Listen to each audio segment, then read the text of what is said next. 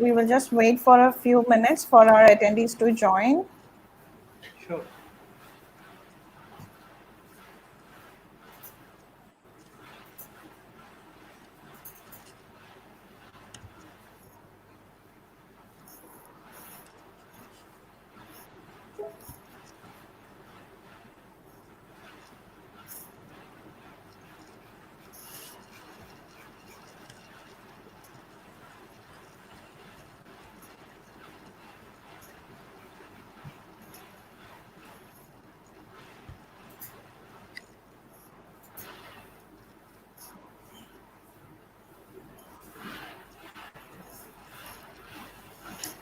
Hello, everyone. Good evening, all. Welcome to our webinar on research article writing and publishing in Good Impact Factor Journal, organized by IFERP. Good evening, all.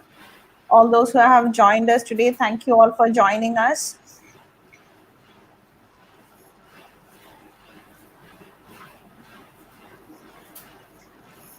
We have a few more participants to join, I guess. So we'll begin once all of our attendees will join.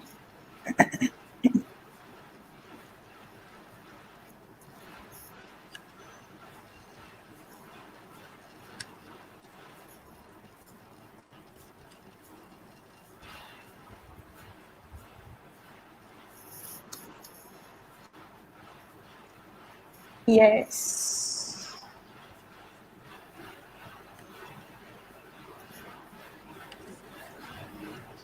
Yes, good evening, all. Good evening for joining us, and good evening to our two representatives here, speakers, keynote speakers, Dr. Mohammad Mamun Rais and Dr. Vijay Gadeja, sir. Welcome to our webinar, sir. Thank you so much for joining us today evening. It's our privilege. Thank you, sir. Thank you for sparing your valuable time and joining us today. It's an honor to have you both. Same here. Yes, sir. It's a great honor to have you both and taken so much effort in joining us today. I'm sure the participants are also excited the same way in joining us on this webinar. This was a very interested and a recommended session from our attendees regarding research article writing and publishing. So I'm sure all our attendees will be very excited and interestingly waiting for your valuable information and guidance.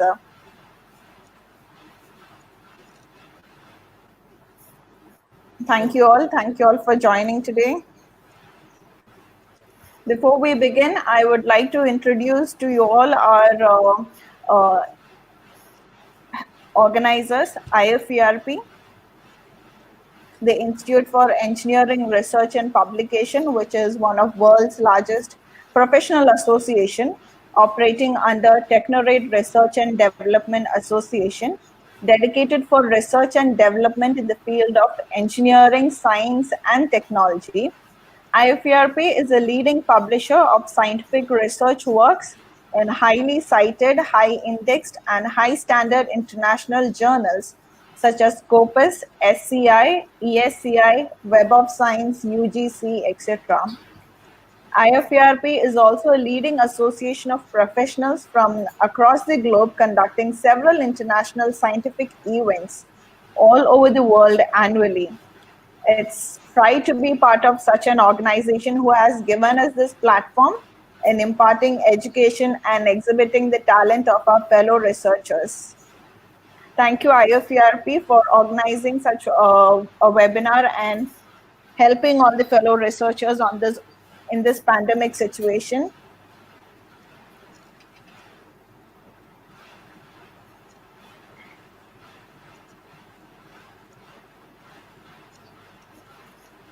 Next, I would like to welcome our keynote speakers of the day, Dr. Mohammad Mamun bin Rais and Dr. Vijay Gadija.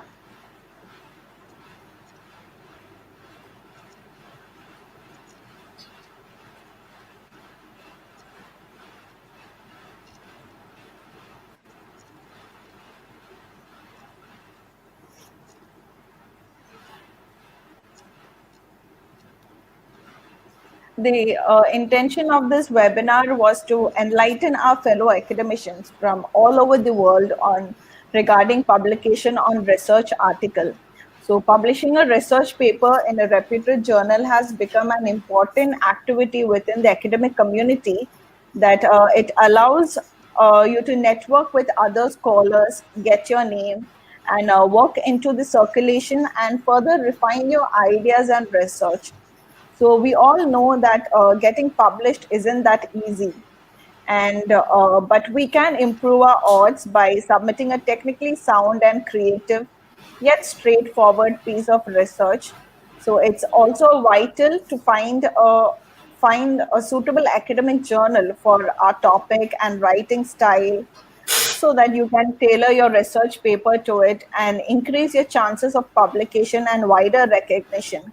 So, because of this reason, we have been repeatedly bringing out eminent keynote speakers from various parts of the globe so that our upcoming researchers and all our IFERP members can excel themselves in research article writing and publish their work in a very good impact journal.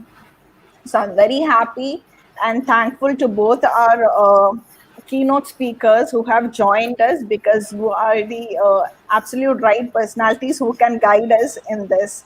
So thank you so much, sir, both of you. Firstly, I would like to introduce to our attendees our keynote speaker, Dr. Vijay Bhai Gadija. He is currently an associate professor at GH Raisoni Academy of Engineering and Technology at Nagpur, India. He has done his doctorate of philosophy in computer science and engineering. He has been working as an HOD at the Department of Computer Science and Engineering Department from past 10 years. He is also a PhD supervisor for Computer Science and Engineering branch. He has more than 16 years of experience in computer science and engineering discipline. He has also published more than 60 research papers in various international and national conferences and journals in different domains relevant to computer technology. He has also been part of more than 30 workshops in the field of computer technologies, and he is also a renowned speaker at various scientific national and international events. He has got a PhD work patent recognized by Indian Patent Authority of India as well. Yes, and he's an editorial board member of various international journals. Thank you so much, sir. We are honored to have you here, sir. Thank you so much. Welcome once Thank you again. very much. Yeah, thank you. I would like to introduce to you our next keynote speaker, Dr. Mamun bin Ibn Rais, who is a professor at Department of Electrical, Electronic and Systems Engineering at the National University of Malaysia. He is also a senior associate at the International Center for Theoretical Physics, Trieste at Italy. He has more than 24 years of experience in this industry, and he has published more than 350 articles in several high impact journals. His articles are cited more than 5,500 times, and he has received intention disclosures and patents 9. He has also led several research projects, funded research projects, 58 funded research projects. He is also a gold medalist at several international scientific events across Malaysia. He's been participating and invited as a distinguished speaker and keynote speaker at several international and national scientific events in this field across the globe. Thank you so much, sir, for joining us in this busy schedule and sparing time with us. Thank you. Thank you very much to give me the scope to give a talk here. Thank you. Thank you so much, sir. I would like to welcome you both, and I would like to invite you to speak a few words to our attendees who have joined us today. We can start with Dr. Vijay, sir. Can you just welcome all our attendees who has joined us from across the globe? Sure, sure. I mean, it's a tremendous move actually, which is made by IFERP. In this panic time of pandemic, you people are, bringing the revolution into the research community, so that the knowledge of research. I mean, sir from Malaysia is joining. I'm from India is joining, and what actually is happening is that the routine of flowing the knowledge of research is not getting broken even in this dangerous time of the pandemic. So you people are doing fabulous job, and I also welcome all the participants who are here, who are a little bit of having some stress, concerning to their life and the safety, but still they are not bringing the chain of learning the things, especially as far as the research is concerned. And I hope today we are going to bury the seeds of research in them, and how to come up with writing good papers as well as to publish them at good places, good journals. Obviously, sir is there; he will also guide them. So it'll be best of luck for all of them from my side, and I Thank welcome you, you sir. all in this session. Yeah. Thank you so much. Thank you so much, sir. Uh, Dr. Mamun, sir, can you Okay. please welcome our attendees who have joined us today evening? Thank you very much. Under this COVID lockdown, when whole world is locked down, we are at home, basically India, here, and almost every country. So at that moment, this your organization is really doing a good job, and especially when we are sitting inside and we need to do something, right? Of course, we are doing almost everything through online, but this is a good time to write. This is because we have plenty of idle time, I better say, because those who are engineering side, obviously we cannot go to the lab, but at least we can sit at home. Our computer is here, so we can write, right? So this is a good opportunity for the people to write, and I mean, this IFRP is doing a good job that by introducing this kind of talk, which will help the students, researchers to come up with a good article for a good journal, and it will be a good session, I believe. And those who are joining here and listening to us, will try our best to give you some thought, to give you some info, which may help you for a better article. Thank you very much. Thank you, sir. Thank you so much.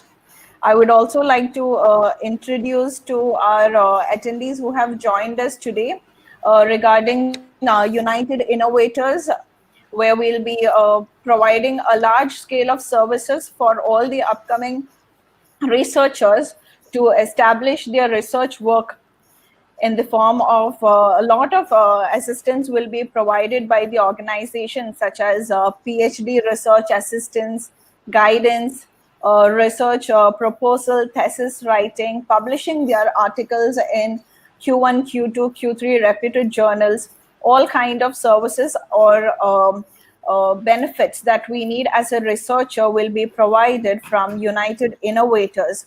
So I have shared the details on your screen. All the attendees, you can check this out, click on it and apply for the benefits.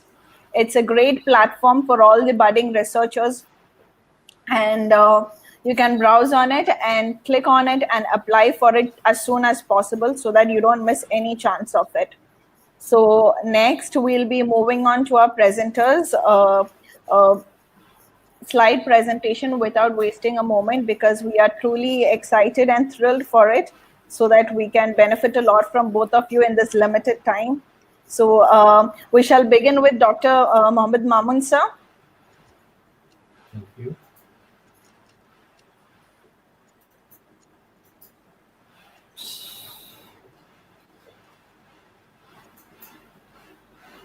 Okay, so let's start.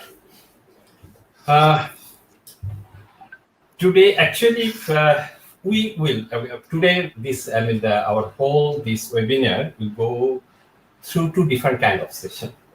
So in my session, what I do, I'll give a different kind of things. That is, you know, that we need to write an article, right? But most people, what's the problem that the researcher, even that the students and researchers they face, that they know that they have to write, they write the things, but there are few tricks. I better use this term trick, but it is not in a negative sense, in a positive sense, that what should be the content and how this content need to be present to be published. Because one person can be a good researcher, but it doesn't mean that he is a good publisher. You see that when someone is doing research, he's a good researcher and he is writing the article, and maybe he's a good researcher among his fellow, they know that he's a good researcher. But to make him known outside, not only that, also whatever researches he's doing, to need to disseminate to other world, this is the only way by which other people will know about that research, and that is the only thing that can be done through the writing. Now, when we will write, it goes to the different journal publishers, right? And the editor actually goes through these for a review to send for the second scrutiny to the reviewer. Now, when you are writing, it's simply we are writing, no, it will not go through. It has an art, and that art actually mostly we don't know. So I try to give an insight so that you know what should be the content and how your content will be presented. Okay, so just now I said, I'll just repeat a little more, that why do we write this research article or review article? Our first intention, that is, what we are doing, it should be known to other people. That is, we are sharing our knowledge. So this is the first reason. And there is another reason. That is our personal reason, those who are in academic or research institute. Because we need promotion, right? So if we don't have a certain number of publication, we don't fulfill the criteria to be promoted. So to promote ourselves is another reason. Okay?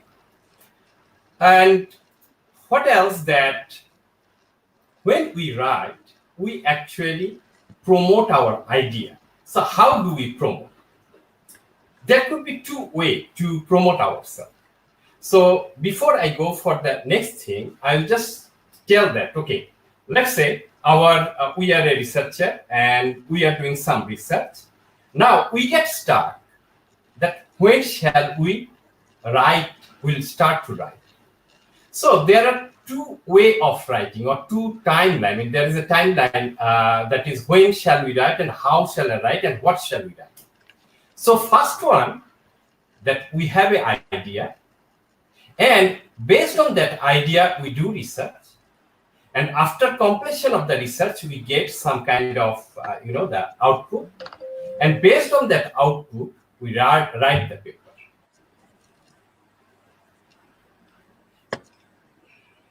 Hello, I'm just sorry. Can everyone hear me? You're audible. You're Okay. audible. So this is the first way.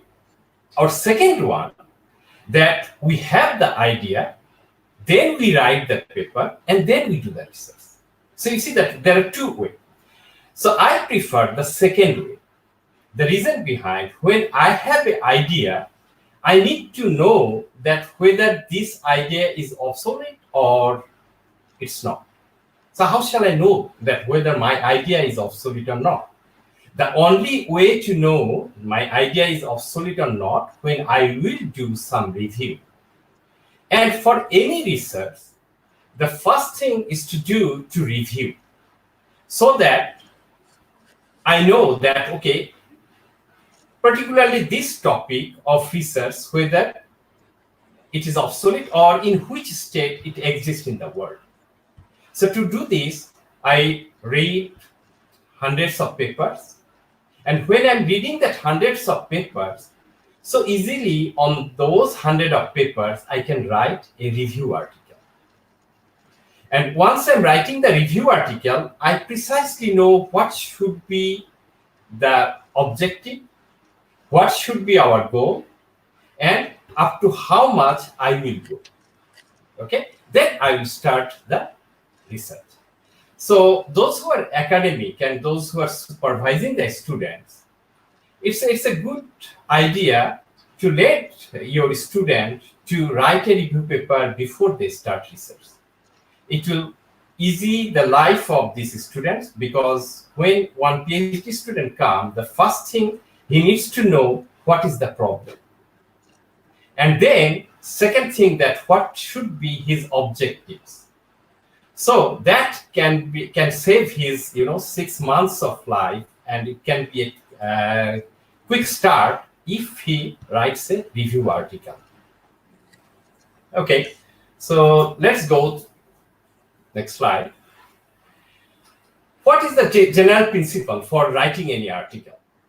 That is, we know that those who are in engineering, or also the IT side, mathematics, these are boring subjects. But this article cannot be a boring one. It should be written in such a way that people, those who are reading, they get interest. It's like a storybook.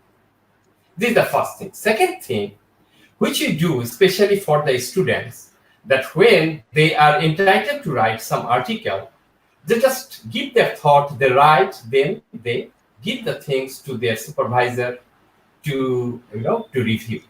Don't do that.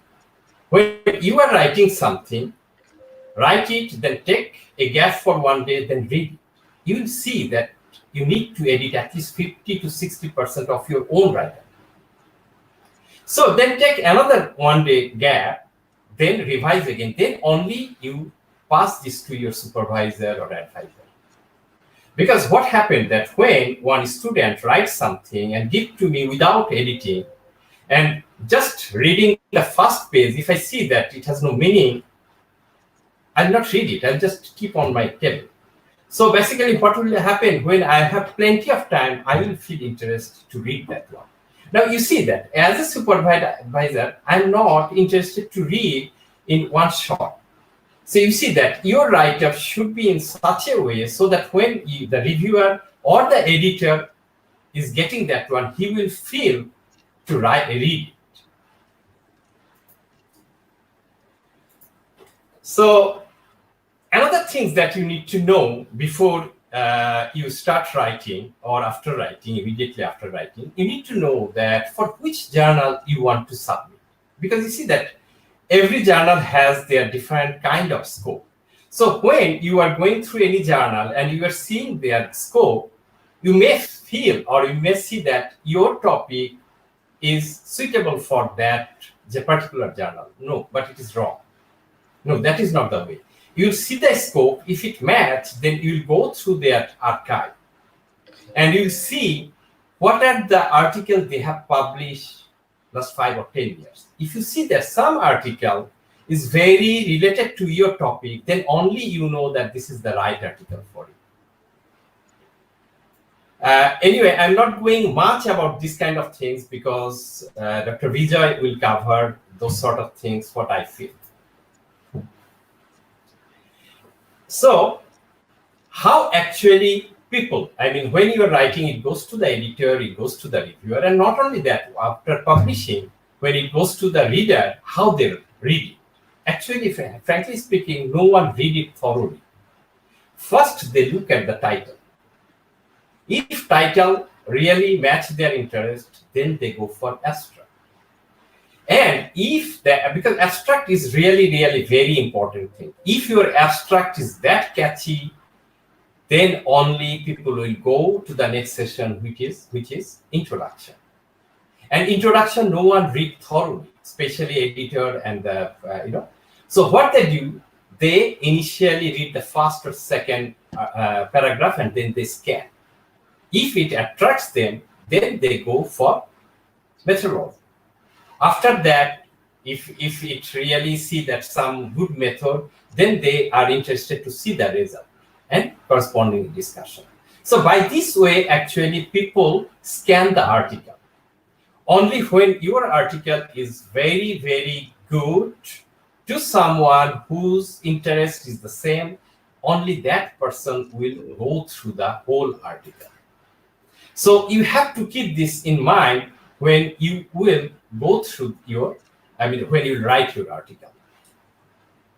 So I can say if I conclude for this one, that people actually read the abstract, skim the introduction, reading the intro method transition, looking at the figures, skimming the discussion. That is the fastest way usually people go through the article. So as I said at the beginning, that is, there are two kinds. One is first your idea, then you do research, then you write. And second one, you do have idea, you review, then you write an article, then you do research. So from there you can see that there are two kinds. One is research paper, one is the review paper. So research paper, that are few categories. First is long paper. Usually long paper is 5 to 30 pages, and later is 1 to 3 pages maximum. Short communication, which is 3 to 5 or 8 pages. So that is the approximate size, but it depends on the publisher. Some publisher, they have the different norm, but this is the usual norm. And second category of article is review paper. So here I also need to, before I go for this next section, I would like to say something about the research article and the publisher. Actually, presently, one academic or researcher, he is being, how good he is, it's categorized based on H index. If you don't know the H index, you can Google, then you will understand what is H index. Because it's a simple mathematics they follow. That is number of publication and similar number of citation, then H index grow. And another is that how many citation has been done from that academic's paper. So for article, there are few categories. The first category, most reputed one, is called the ISI publication. And these ISI publications has 4 categories: Q1, Q2, Q3, Q4. In whole world, no matter how the good university, everyone consider ISI listed journal. And the second category, which is Scopus, I'm not telling that all Scopus is same, but few Scopus is good. But in average, Scopus articles or Scopus journals are second category. Most of the authentic or the world-class university, they really don't accept every Scopus journal, but they accept all ISI listed journal. So therefore, you'll be very careful when you are going to publish Scopus journal. And third category, there are a lot. They have different kind of indexing, different kind of citation, but those are really not important for the acceptance for the world-class universities. Now, this talk will be very much, I'll better say, hands-on type. That is, what you will write, how it will write, and what are the tricks about the contents to be highlighted, to be published. So let's go through the research article first. Remember that I will follow for engineering research article. Okay, engineering and IT. So one research article have this, this section, that is, it should have a title. After title, it should have an author's name and affiliation, then abstract, keywords, introduction, methodology. Some people, they put results in one section and discussion in another section. But for me, I always put result and discussion in one, but it's up to you. Next is the conclusion, then acknowledgement and reference. So your research article should have all these things in your article. So what I do, I go one by one. First is the title. You see that this title is the first thing that one reader will read.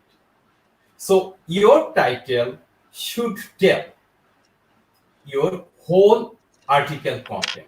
So it's a one line or maybe 1.5 line text, but through that one line, you have to put your whole content into that one line. And your title, that article title, should not be very broad. For example, I'll go through one. Expert system for power quality disturbance classifier. You see that when I'm reading this title, I can feel, as a reader, I know that this guy is writing something about power quality disturbance, and he's classifying that one, and most probably he has a automatic system or one intelligent system over there by which this power quality disturbance can be classified. Okay. Second one, design and analysis of UHF micropower CMOS DTMOS rectifier. You see that the title itself telling what exactly you can expect from its contents. But if you read the third one, a novel EMG signal analysis to determine muscle fatigue. Okay, here I can understand that they are using some kind of signal analysis to determine muscle fatigue. But you see, when I'm writing signal analysis, I'm not telling what is that, a novel. A novel is a broad thing. So in your title, always you should avoid this kind of term like novel, like reliable, like scalable, like high performance, robust, low complexity. No, you should not put this kind of word in your title, because when I'm telling reliable, does it have any numerical value that how much reliable it is? When I'm writing scalable, how scalable it is? High performance, what is its threshold to be recognized as a high performance? So you see that this kind of word is a gimmick word for any research article. So you must avoid this kind of things in your title. So what we understood, that your title should reflect your whole contents of your article. For the question and answer, if you have any, after, you better write it down, note it down. So after I finish, then you can raise those questions. So I'll try to give answer. So next one is the author's name and affiliation. You see that initially, I mean, before I start, I told you that now academics, the credit is measured by H index. So when I go through H index, this name really a factor. For example, when I started my lab, my name, you see that it's a big name, MD Mamun bin Ibn Riyas. So sometimes I write MBI Riyas, sometimes I write Mamun Riyas, sometimes I write MD Mamun. So later I noticed that my H index for MBI Riyas is 3, another one is 15, another one is 5, because for different name, it goes for different kind of, the measurement. So this is one reason. When you start writing, you should have one name, and that name you will continue for your whole life. This is one. Second thing, that your email address and affiliation, you must give a correct one. Because you see that when we write an article, it is for disseminating the knowledge to others. So let's say I'm doing one research, and in another country, in another university, another researcher who wants to do the same kind of research, but he wants to employ some other thing. So he may get stuck in my article and he may not understand something. So he needs to contact me. So that is the email or the mailing address by which he will be able to contact me. So in your article, you should give the correct email and affiliation. Obviously, your email address and affiliation may change over the time because you may not be in the same institute. It's understandable. After that, the most important thing is the abstract. So your abstract, which will tell whole story in a brief. So how actually your abstract should be written? Your abstract, you should start with a global problem. Global, remember that it's a global problem. That means your first sentence in an abstract or first sentence will start with a problem. I'll just give one kind of example, then you may understand what I want to mean by the global problem. For example, one of my research, which is EMG signal analysis. EMG is muscle signal, electromyography signal. We get signal from our muscle. So this EMG signal analysis is my research that I'm doing for particular topic. Now, if I write the problem related to EMG signal only in our first sentence, it is not a good idea.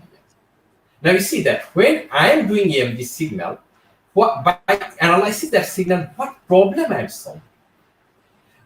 For that particular research, I know that this EMG signal, if I get, then it can clarify which is called neuropathy.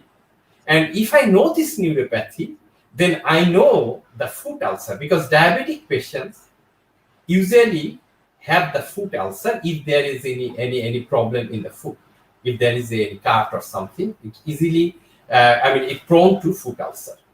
Now you see that diabetic patients can have, prone to foot ulcer, and if he has a foot ulcer, it's it deteriorates very fast, and how fast it will deteriorate, that can be measured through the polyneuropathy, and this polyneuropathy classification can be done by EMG signal. Okay. Now you see that my ultimate problem for diabetic patients. So you see that in my abstract, if I start with the diabetic patients, which is a very severe problem worldwide, because almost, that for the elderly people, almost 30 to 40% people has this diabetes. So it's a really like an epidemic, like a pandemic for that particular disease. Now you see that if your first sentence start with the diabetic things, editor, reviewer, and those who are reader, they will get some kind of interest about this diabetes. So if you start with the diabetic global problem, then from diabetic to the foot ulcer to neuropathy, and neuropathy to EMG signal, which is your pure research. So that should be the style of showing the problem at the beginning of the abstract, but it should be in one or maximum two sentences.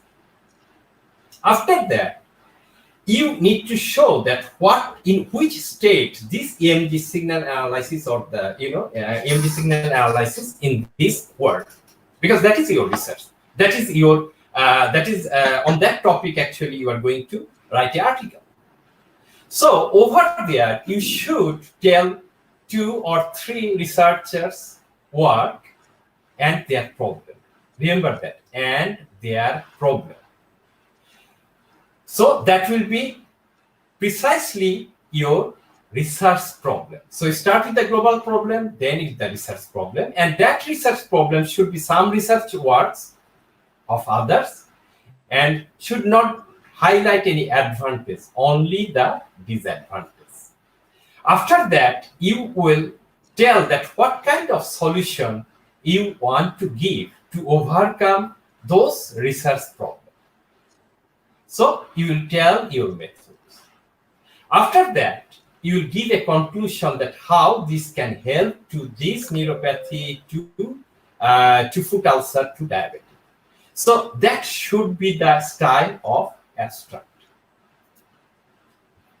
So what I usually, there were few ways to do this one, but the first way, that is, you state the problem, then why it is interesting problem, okay, then what solution you can achieve, and what follows from your solution.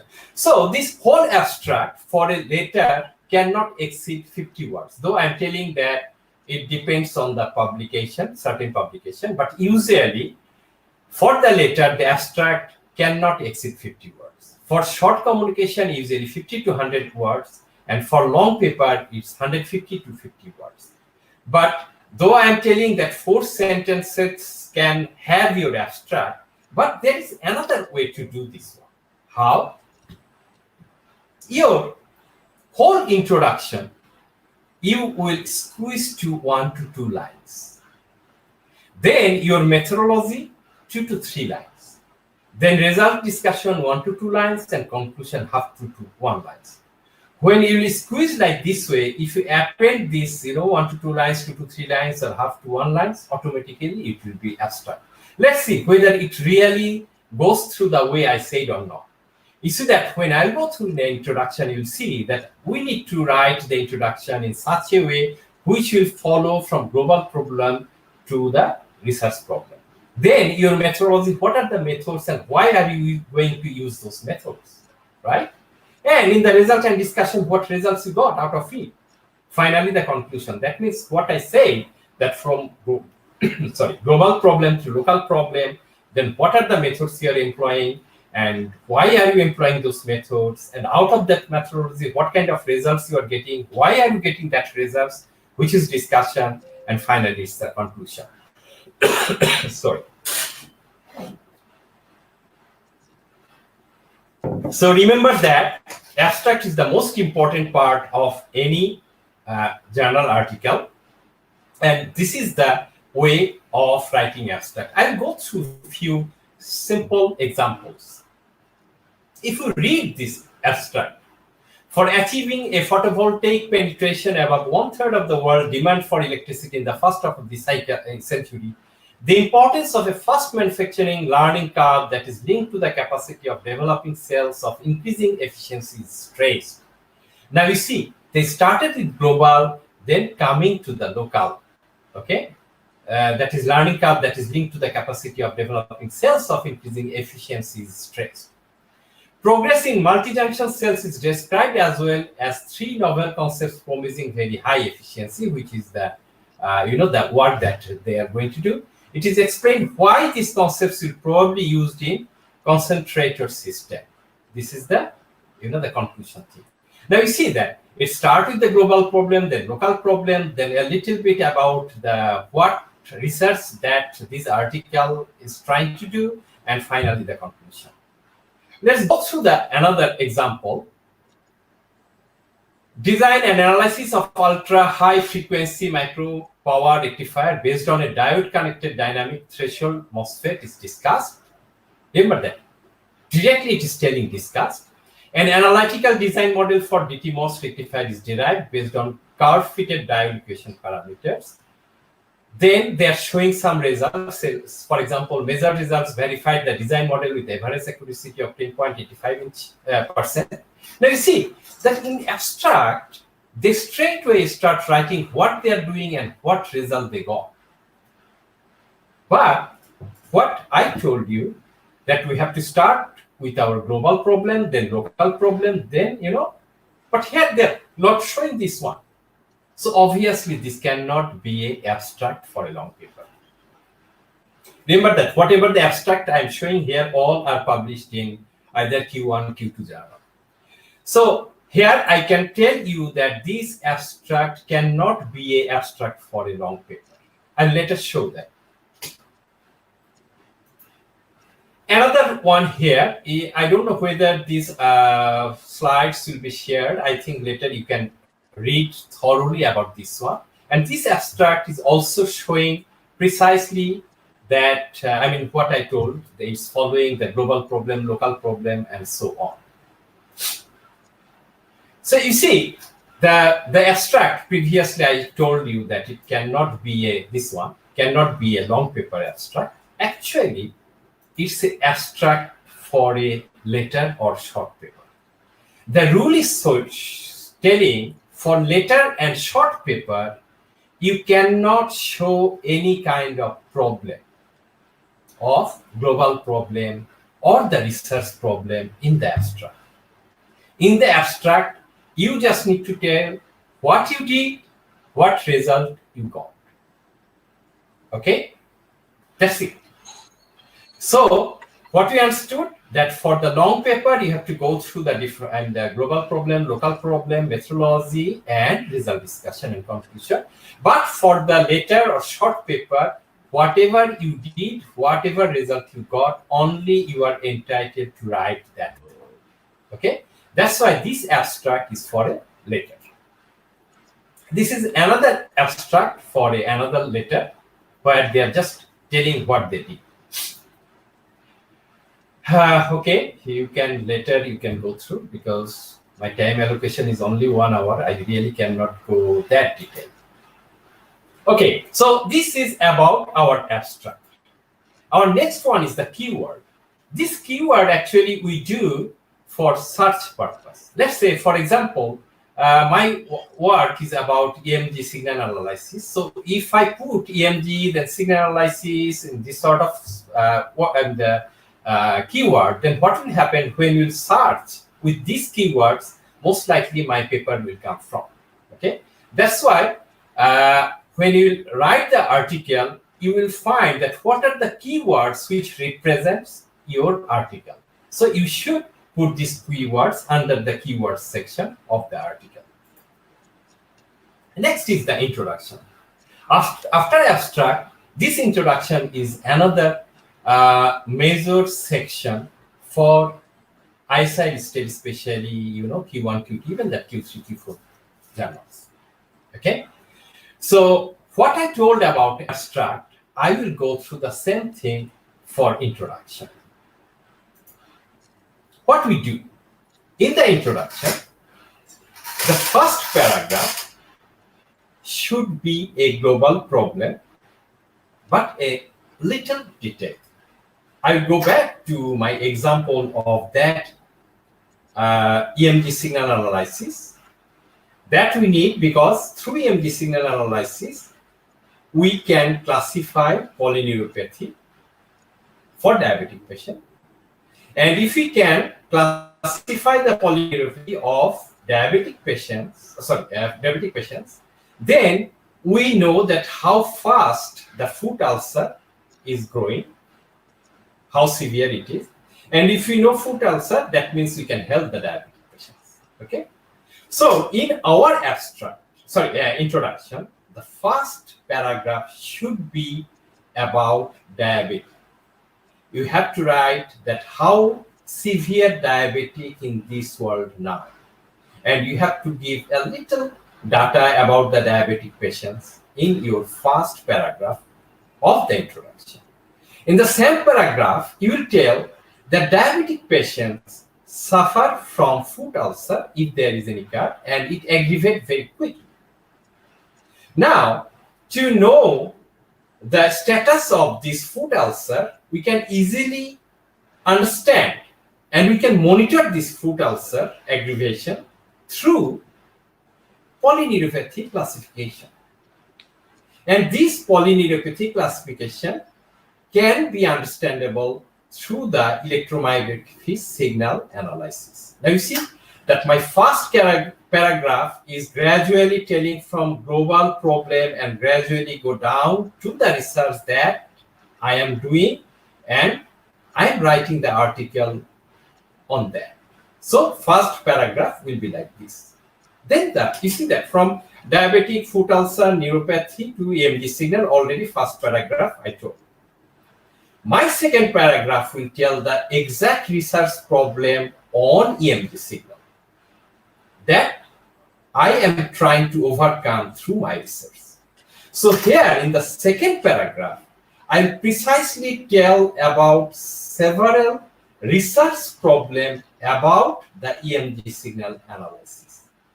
Let's say here, usually for a long paper, we'll tell at least 2, 3, 4, 5, but at least 2 to 3 research problem from different researchers, where I will tell that Mamoon et al. has developed an algorithm to analyze the EMG signal, but by using this artificial intelligence or whatever it is. However, this article suffers from this problem because its efficiency is this much of percentage, let's say 80%, which is not enough. Go through another article and show that what kind of methodology they are using and what the disadvantage it has. Okay, let's consider that in the second paragraph we are showing two particular research and researcher, and we are showing their disadvantage. Remember that each article, when you go through, obviously they will tell that they have so many advantages. Okay, but never ever put those advantages in your article, because if you put the advantage in your article, that means you're cutting your leg. So you are not entitled to say any good thing of them. Whatever the bad thing they have and the bad thing they have and which you want to overcome, that one only you will mention. So your second paragraph is the precise research paragraph. Over there, you're showing that one guy has a problem with the efficiency, another guy maybe problem with the the error or something. So you will tell to overcome that efficiency and the error, okay, or this error, you are employing some method. Let's say, for example, you want to employ neural network method. So to introduce this neural network method, you have to justify why are you using this neural network method. So let's consider like this way. You have to write over there that neural network, which is very good to analyze the nonlinear signal. And as electromyography signal has the nonlinear characteristics, so neural network will be a good choice to solve this problem. You see? So first you are giving global problem, then particular research problem where you will show few problem, and that problem you want to overcome. So you introduce some method and you are giving rationale why you want to use that method. Okay? So this will be your third paragraph or within second paragraph. So your fourth paragraph will be that what you expect after completion of this research. So you will tell that by solving these problems, it will be easy to classify the polyneuropathy, which will eventually helpful monitoring food ulcer for diabetic patients. So this is the style of writing introduction. Most of the researchers, I have so many researchers that I supervise. I have given masters and PhD more than 50 or 60. I really can't remember how many. And mostly I noticed that students, even the early fresh researchers, they suffer from this problem. They really don't understand what to write over there in introduction, because they know their problem. Okay, we are facing problem, to analyze the EMG signal because the efficiency is not that much. But that cannot be the problem for a journal writing to get acceptance. So I can conclude for the introduction part. That is, we can conclude that introduction part that first we'll start writing a global problem. From that global problem, we will categorically lower down to the research problem. That should be our first paragraph. Our second paragraph will be precisely my research problem by others, which we want to overcome. Then the third paragraph will be that whatever the methodology that we want to employ to overcome that problems and what is the rationale of employing that method.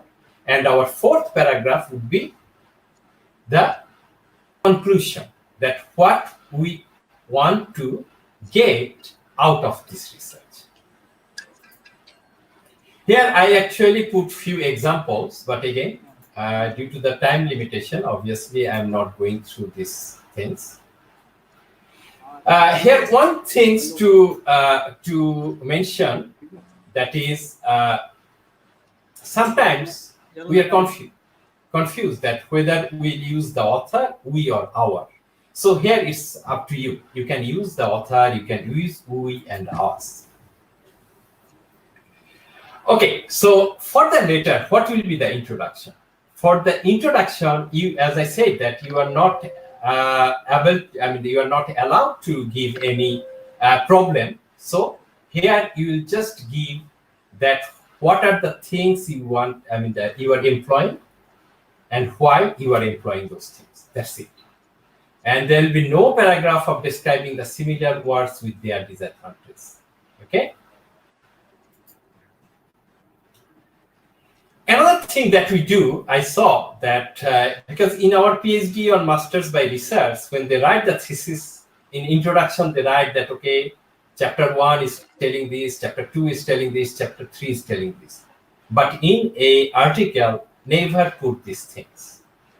Never put any organizational structure that section 1 is telling this, section 2 is telling this, and section 3 is telling this. Okay, so now we know that what should be in introduction.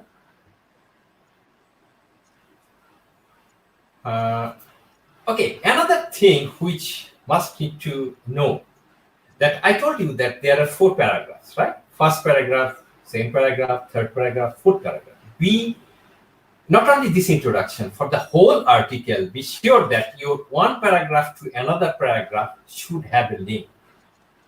I'm just giving a very funny kind example. Your first paragraph is telling about a village, and your second paragraph is describing a cow. Obviously, it's very weird kind of thing that, okay, I'm telling about village, suddenly we are telling about a cow. So your first paragraph, the last sentence should have some sentence which will relate the second paragraph, which is cow. So the funny thing is that when you are describing your village, your last sentence tells that in your village, this village is famous for cow breeding or something. So that when the second paragraph will come, it will have some link from the first paragraph. So please do it for your overall, the article, where each paragraph should have a link to the next paragraph. After that is the methodology. I will not really go that detail about methodology, because methodology is purely yours. So whatever you are doing in your method, just tell it step by step. Every single description of your methods. But what you don't need to do, let's say you are taking artificial neural network. It's a very well-known fuzzy logic. It's very well-known. So you really don't need to describe artificial neural network or fuzzy logic. So those methods are very well-known. You simply need to mention what kind of artificial neural network you are adopting. Or in your fuzzy logics, how many if-then rules you have. Only this sort of things. But don't explain what is neural network, what is fuzzy logic. No, you don't need. Let's say you are adopting some methods which was being published by another researcher. Don't explain or don't describe in detail. Just tell that from which researcher you are adopting that one, refer that one, and maybe in very brief, you can describe that one through circuit diagram or whatever it is. Okay? And when you are describing your methods, you must need to make it very, the systematic way. The good thing to put over there is the diagram. Use the diagram. Use the flowchart, and be sure that whatever the picture you are putting over there, it has a high resolution so that it's understandable and readable. In methods, don't make any assumption. If you make any assumption, you must need to refer some researcher. Usually don't refer any book. You can use book. You can refer book, but usually it's better if you refer some others researcher from a renowned publishers. Okay, so over there you can do assumption, but obviously it should be referred. When you will put any equation, don't try to derive the equation. You just need to put the last equation that is coming from derivation. Let's say your article, the main thing that the derivation, how you come up with this new equation. If it is the content of your article, then you have to tell from where you started and every single step of that equation, derivation you need to put. But if you take someone's equation, you just simply need to put that equation. No derivation, nothing. And when you put equation, you must tell the notation. You must define what are the notation in that equation. And equation must be numbered. And it need to be cited in the text. Okay. Not only that, when you are putting any figure or any table, be sure that table number and figure number is cited in the article, because you are not entitled to put any figure or table or equation in the article if you do not cite in the text. So this is the methods in a nutshell. But for later, it will follow almost same structure like method we followed in long paper, but in brief. You have to, because you see that the whole letter is only 1.5 paper and the page. So 1.5 page, you have to accommodate some the letter, they also give the number of limitation of number of figure, number of table, most likely 2 figure, 1 table, something like that.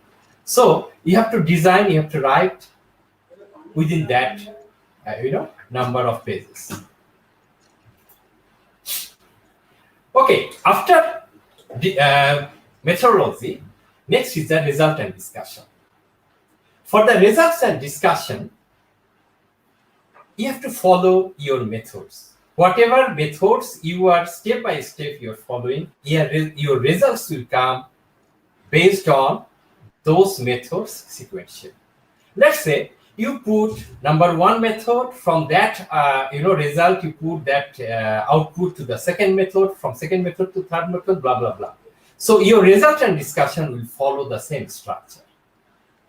And mostly what we do in result, we write, let's say we are showing a graph. That is, we got some output and we are putting in a graph. Okay, and we are writing in the text that, okay, in our from the graph we can see that the current is increasing over the time. Okay, yes, we can see that one. So obviously you are writing in text, it's understandable. But what we mean, we mostly think that is called discussion. No, result description, that is called result description, not discussion. Discussion is that why my graph is going upward exponentially, why my the current is increasing over the time. That is called discussion. So whatever the result graph or whatever the result you are describing over there or showing through graph or a table, you have to tell why you are getting such, and that is called discussion. And again, most of the fresher, they misunderstand this one. They think that describing this figure, describing these things means it's discussion. No, it's not. Discussion means why these results you are getting. Okay? And remember that if you put a graph, you don't need to put it into a table. So just in one means you need to present your results.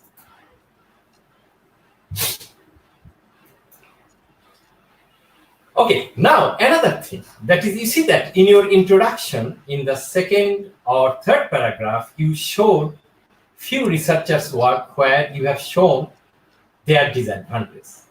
In your result and discussion section, it is mandatory to show advantage of your work over those disadvantages of other work.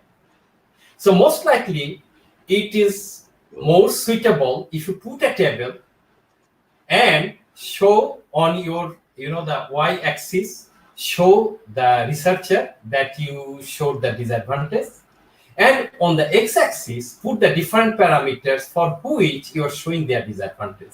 Some may advantage compared to yours, but it doesn't matter, because out of 4 or 5 parameters, maybe they are good in 3, but 2 crucial things or 2 results of 2 crucial parameter, your one is better. Okay, so through table you will show that you have overcome those disadvantages that you have shown in the introduction, and it is mandatory. So whatever the claim you made in your article at the beginning, you have to solve those claims through the research of your article in this results and discussion section. And in your result and discussion section, you cannot comment to others and also on your result without having a solid proof. For example, you cannot say that that guy is bad or that parameter is a bad result without giving any reference. You cannot claim that it's bad. You can claim only bad through the table by showing your result to his results. Then you can say that he is bad and you are good. So in result and discussion, you are not entitled to say good or bad to others without having a citation or through your result to prove it. Neither yours. If you claim anything from out of your results, you have to show through the results that you are good, or through the results you need to prove that you are better than others. Okay, and another thing that we mostly made a mistake, we do comparison with others. Let's say that guy has used 30 patients EMG signal and you are using your 30 patient signals. So you cannot make a comparison with his methods and your methods.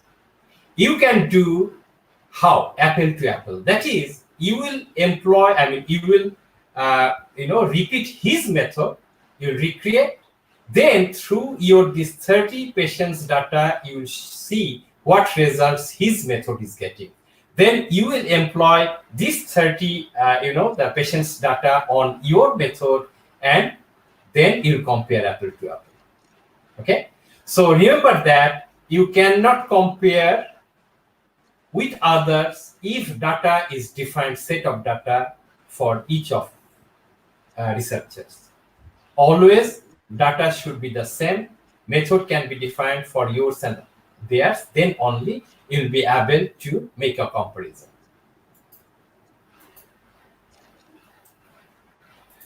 Okay, so that's all about results and discussion. After results and discussion, we'll here is the normal things. That is, we know that our figure caption should be placed underneath of figure, and table caption should come top of table. So this kind of things. In the letter, what's the difference between long paper and letter? That is, in long paper, I told you that you have to do the comparison, but in letter, no. You just need to tell what result you got. That's it. After result and discussion is the conclusion. I have seen many papers from my students and other researchers.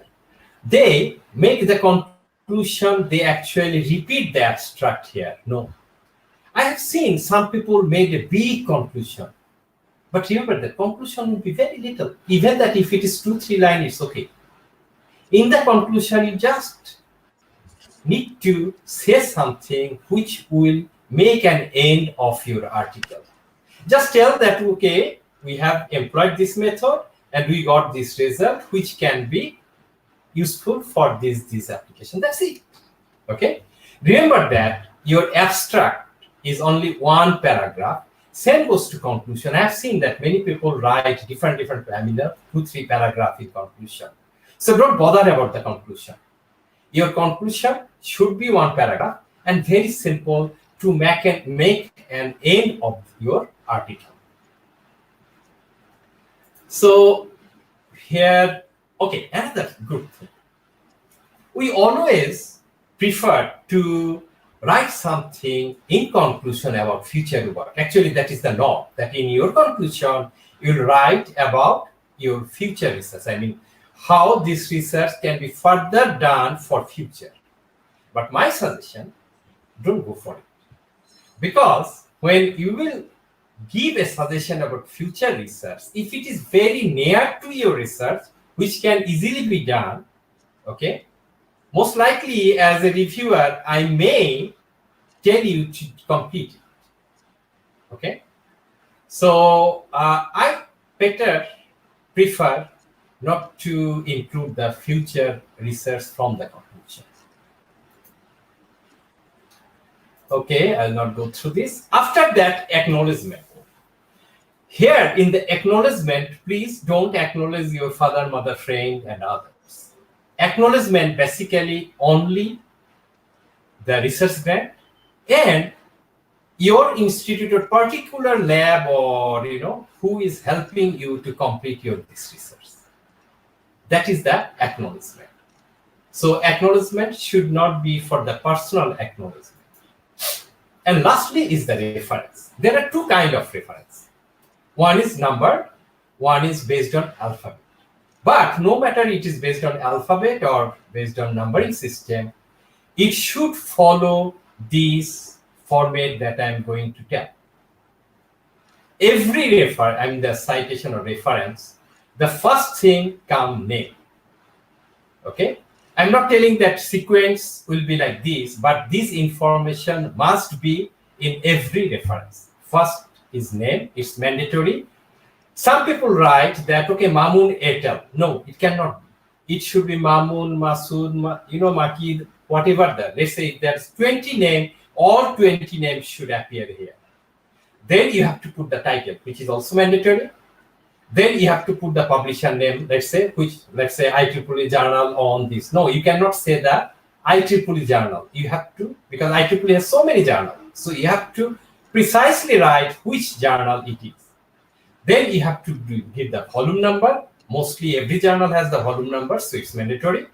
Issue number also, most of the journal has the issue number, but some journal may not have, then you don't need. Page number is mandatory. For the journal, year is mandatory. So date means the which year. But for conference, place and the date is mandatory. So for conference, let's say if it is a Kuala Lumpur, you have to write Kuala Lumpur, Malaysia. And date, let's say, for example, 22nd to 23rd June 2020. So you have to put all this information. Okay? So, because if you don't put this one, remember that during proofreading, they will send to you to have those information. Okay. Now, you are not entitled to put reference in your reference section if you don't cite inside the text. You are only allowed to put the reference if you cite it in the text. So it is mandatory. Let's say you put 20 reference, you cited 20 reference in your text, then all those 20 should come to the reference. Okay? And remember about the reference, that is, I prefer that in a good article, your 80%, 7 to 80% should be cited or should be taken from referred journal, preferably ISI journal. Few from Scopus journal, maybe. Because many Scopus journal, they are, as the article is not that authentic, that's why what happened that when you cite those articles research, it's not have that value to refer. So my suggestion, at least 50 to 60% citation should be from ISI listed journal, maybe few from Scopus journal if you don't have any choice.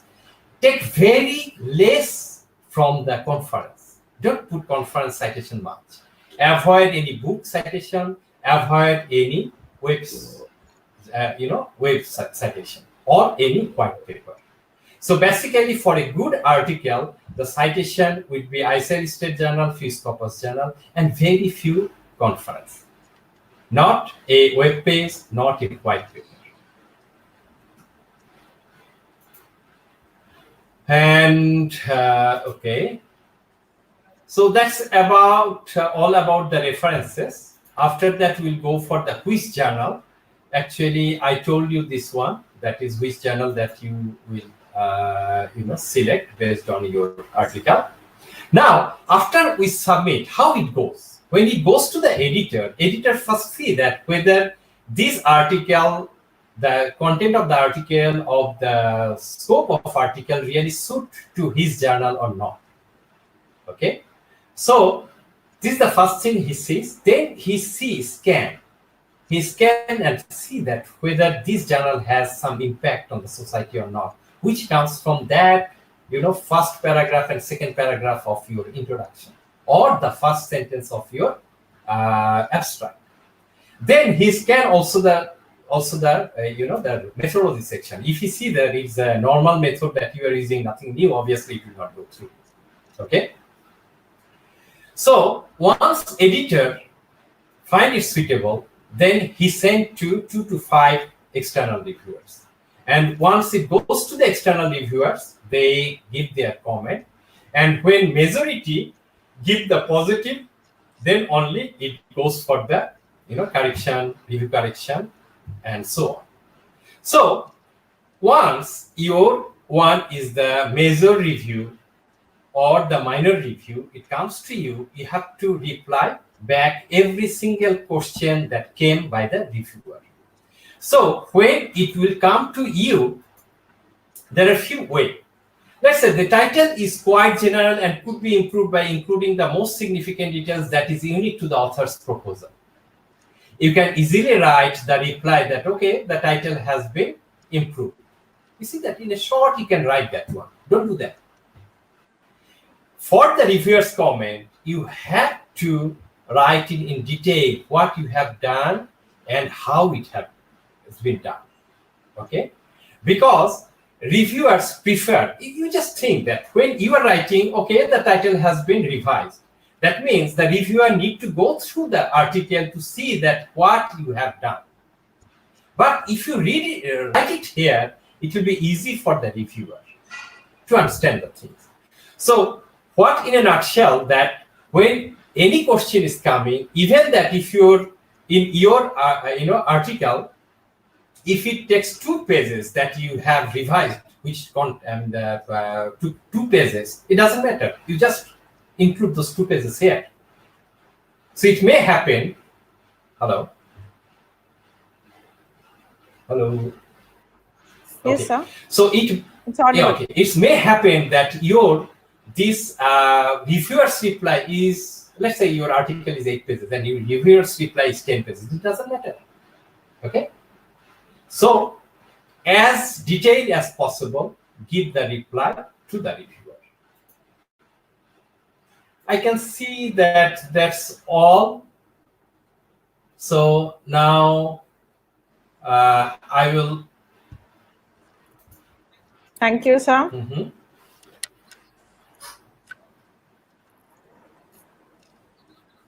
A lot of attendees have been asking for your presentation, sir. With your permission, can we share your presentation? Please. Go ahead. Okay, so all the attendees there who have been requesting for your presentations, kindly write an email at webinar@ifprp.in. We will email you the presentations. Similarly, I have been receiving queries regarding the certificates. You will also receive an email with all the procedure, how to download the certificate at the end of the webinar. Kindly be patient and be with us till the end of the webinar. So thank you, Dr. Maman sir.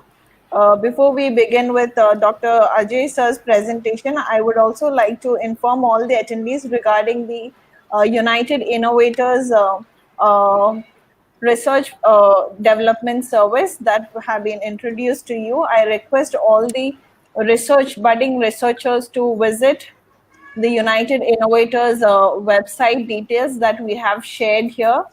It is a research and development service provider providing end-to-end service for all the PhD students and scholars who are looking for PhD thesis writing. research article writing and publishing services. So kindly go and look into it, and you have option to apply for it immediately. So without wasting any time, you can go and click on it and apply for your benefits. Okay, so we'll move with Dr. Ajay sir's presentation.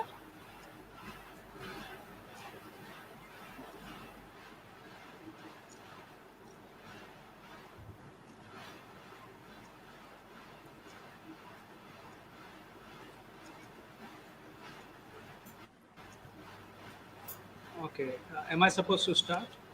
Yes, sir, you can start, sir. I'll just off the video so that you can occupy the complete screen, sir.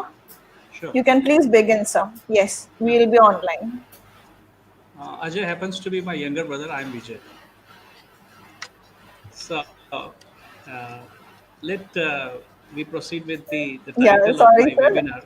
Yes, That's yes, okay. Dr. That's Vijay, okay. sir. These are analogous names, so people used to commit mistakes. No problem. Yes, yes. As I'm familiar with both of you, I get little confused. It's okay. So, as Mamun sir has already, given you the in detailed account about how to draft a research article. So I'll be trying to throw some light on the points which are yet to be, covered or very important still to explore and navigate. Here again, my title of a presentation or webinar happens to be drafting research paper or article and publishing it into the reputed journals. Look, this is the need of the hour. When you talk about publishing research article merely in any of the research paper or any of the conference or journal, there's a bulk huge number from countries like India. But when it comes to publishing it into the reputed journals or Scopus indexed or some very reputed journals, then the number is very reduced. So we need to think about these aspects and have to work and dedicated to that objective only. This session is conducted. Now, what are my session targets? Let's try to understand this. I'll be going to show some of the points which are helpful for drafting the research paper, as already a session has been conducted for this particular title. So I'm going to throw some light on this, which is for drafting a research paper. Then publishing in a conference. Now this is another very important thing because there are bulk of conferences coming on, maybe online conferences or offline conferences. So as a researcher, in which conference you should publish your paper? So we need to think about it. So I'm going to give you the glimpse of that. Then publishing the paper in peer reviewed journal. Now this is so very important. So we need to understand what is the peer reviewing process. Sir has given you some of the glimpse of it, some of the introduction, but I'm going to tell you the entire life cycle, that if a paper will be submitted to a peer reviewed journal, then how actually reviewing process will be done with you, how a reviewer is going to give you the feedback, how you need to come up with the replies, etc., and finally how the paper will be published. And then very important thing, fourth point, which I'm going to see is process of rapidly publishing the paper. This is so very important. Madam, is this cursor is visible to everyone? Which one, sir? You can play on it next. Okay. No. I'm just Yeah. pointing the point by using a pointer. So is it visible to everyone? No. Okay, fine. No, sir. So the fourth point which I quoted over here Okay. is process of rapidly publishing the paper in reputed or free journals. Now there is a common complaint of students that, sir, if we are going to publish the paper in reputed journals, which are specially going to publish it freely, they'll take 2 years time, 1.5 years time to publish. So our progress of all the promotions get stopped or something as that gets stopped. So I will be going to tell you some of the tricks by virtue of which you can rapidly publish your paper in reputed journal freely. And then finally, I will wind up the topic with some remarks. So let me go and start the session. I hope everybody is over here with me.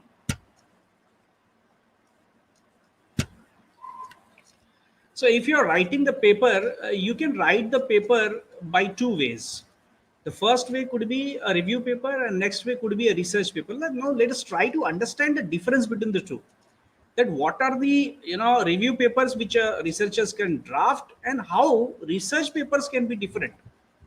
Look, when you are a researcher and you are trying to identify your research problem, or you identify the research problem and you're trying to navigate through all the literature which is available, you're trying to explore all the literature which is available relevant to that topic, or you are very beginner researcher and you are trying to identify your research topic in a specific domain, for example artificial intelligence or machine learning or any of other domain which is you can choose arbitrarily.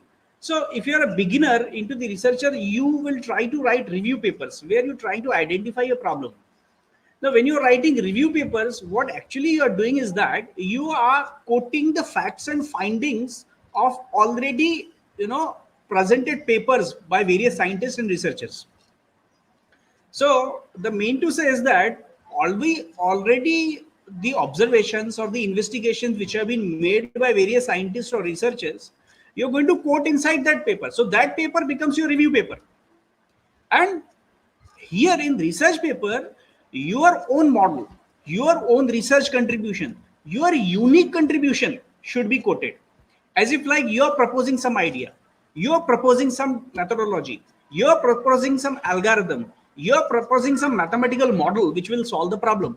So there is a clear difference between the review paper and the research paper, as if like review paper may be a comparative analysis which is already done by various scientists earlier, but in the research paper it's your contribution which should be clearly explored, which should be clearly narrated. So this is the daylight difference between the two writing papers. These are the broad category of writing the papers. There are other categories as well, but for the beginner of a drafting a research paper, I think you should be aware about these two major categories. There used to be a question, sir, is it possible that my review paper gets shortlisted and selected in the reputed journal? Yes. If your drafting skills are good, if your comparative analysis which you have quoted inside the paper is good, up to the mark, having sufficient evidence and quantitative statistical analysis is quoted over there, then your review paper even gets sanctioned or selected in good publishing houses or in good conferences. And research paper obviously going to have your unique contribution which is not repetitive in nature, so your research paper also gets selected in good conferences or good publishing houses if it is having unique quality into it. So how to bring that unique quality we are going to see today. And in at any of the slides, if you're having any issues or problems or difficulties, or you want to ask anything to me, just please quote your question in the chat box, or we will unmute you at the end of the session so that you will ask me the queries. So let us move forward and try to see how to draft a paper. Now, what is the melody of drafting the paper? Sir has already gone through various things from this slide. Sir has discussed in detail about abstract, introduction, some result analysis he already have discussed. But let me give a simple, quick go away with this particular slide. And I will try to explain you that when you are trying to draft a research paper, then how it should be look like, and what are the needful drafting skills which are required, which will let your paper very handsome. Because as sir rightly quoted earlier, he said that doing research is something and presenting that research is something. You're getting it? It is so very analogous situation, as if like you're having CCTV footage in a bank, right? And that CCTV footage captures the robbery over there. But merely by capturing the robbery, you cannot afford to declare somebody as criminal. You need to prove that in the court of the law by appropriate presentation skills in the front of judge who's going to judge that particular case. So similarly, drafting a research paper is a skill altogether. Now let me go through content wise what actually the contents which is to be quoted inside a research paper, and in accordance to that your research paper look smart and get shortlisted and selected in any of the good publishing houses or in conferences. So the first and foremost thing which attracts the attention of the readers to your research paper is abstract. Now, sir has given some of the tips and tricks, obviously following those tips and tricks. But then over here in abstract, you need to globally recognize the need of the topic or the research article which you are writing. Now, from global need, as if like, let us consider I'm working in information security.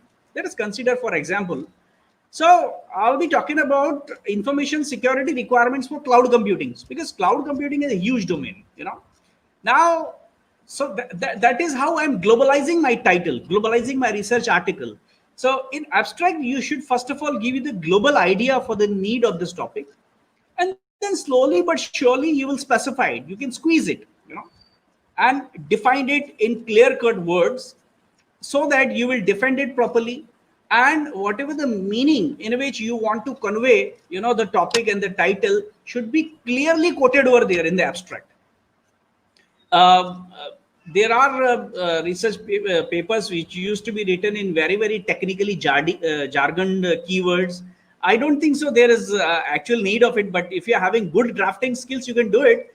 But even if you are using simple English sentences, but giving the clear cut meaning of your research article in abstract, which is so very demanded and needed.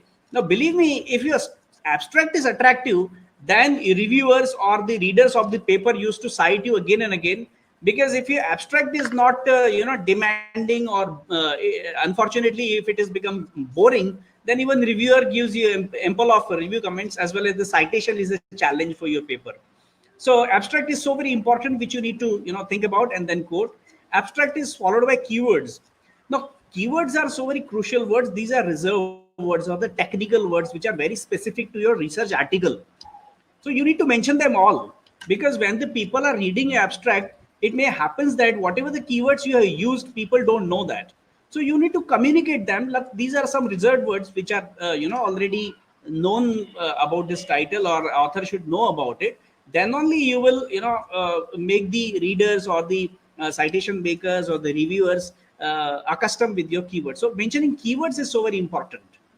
Then second happens to be introduction, which is extremely important thing in your paper. Practically speaking, this is chapter number 1 in your paper or your article. Now what is introduction, and what is the common myth about introduction? Look, when beginner in the research area want to write a research article, they usually make a mistake in introduction, that they start introducing the technology which they are going to use in the research, or they start mentioning the tools and techniques which they have used during the research. Please don't do that. Introduction is specifically there to introduce your research article, to introduce your research topic, to introduce your research title. So you need to make sure about that. And the obvious question will be that when I'm introducing my title, what should I write into it?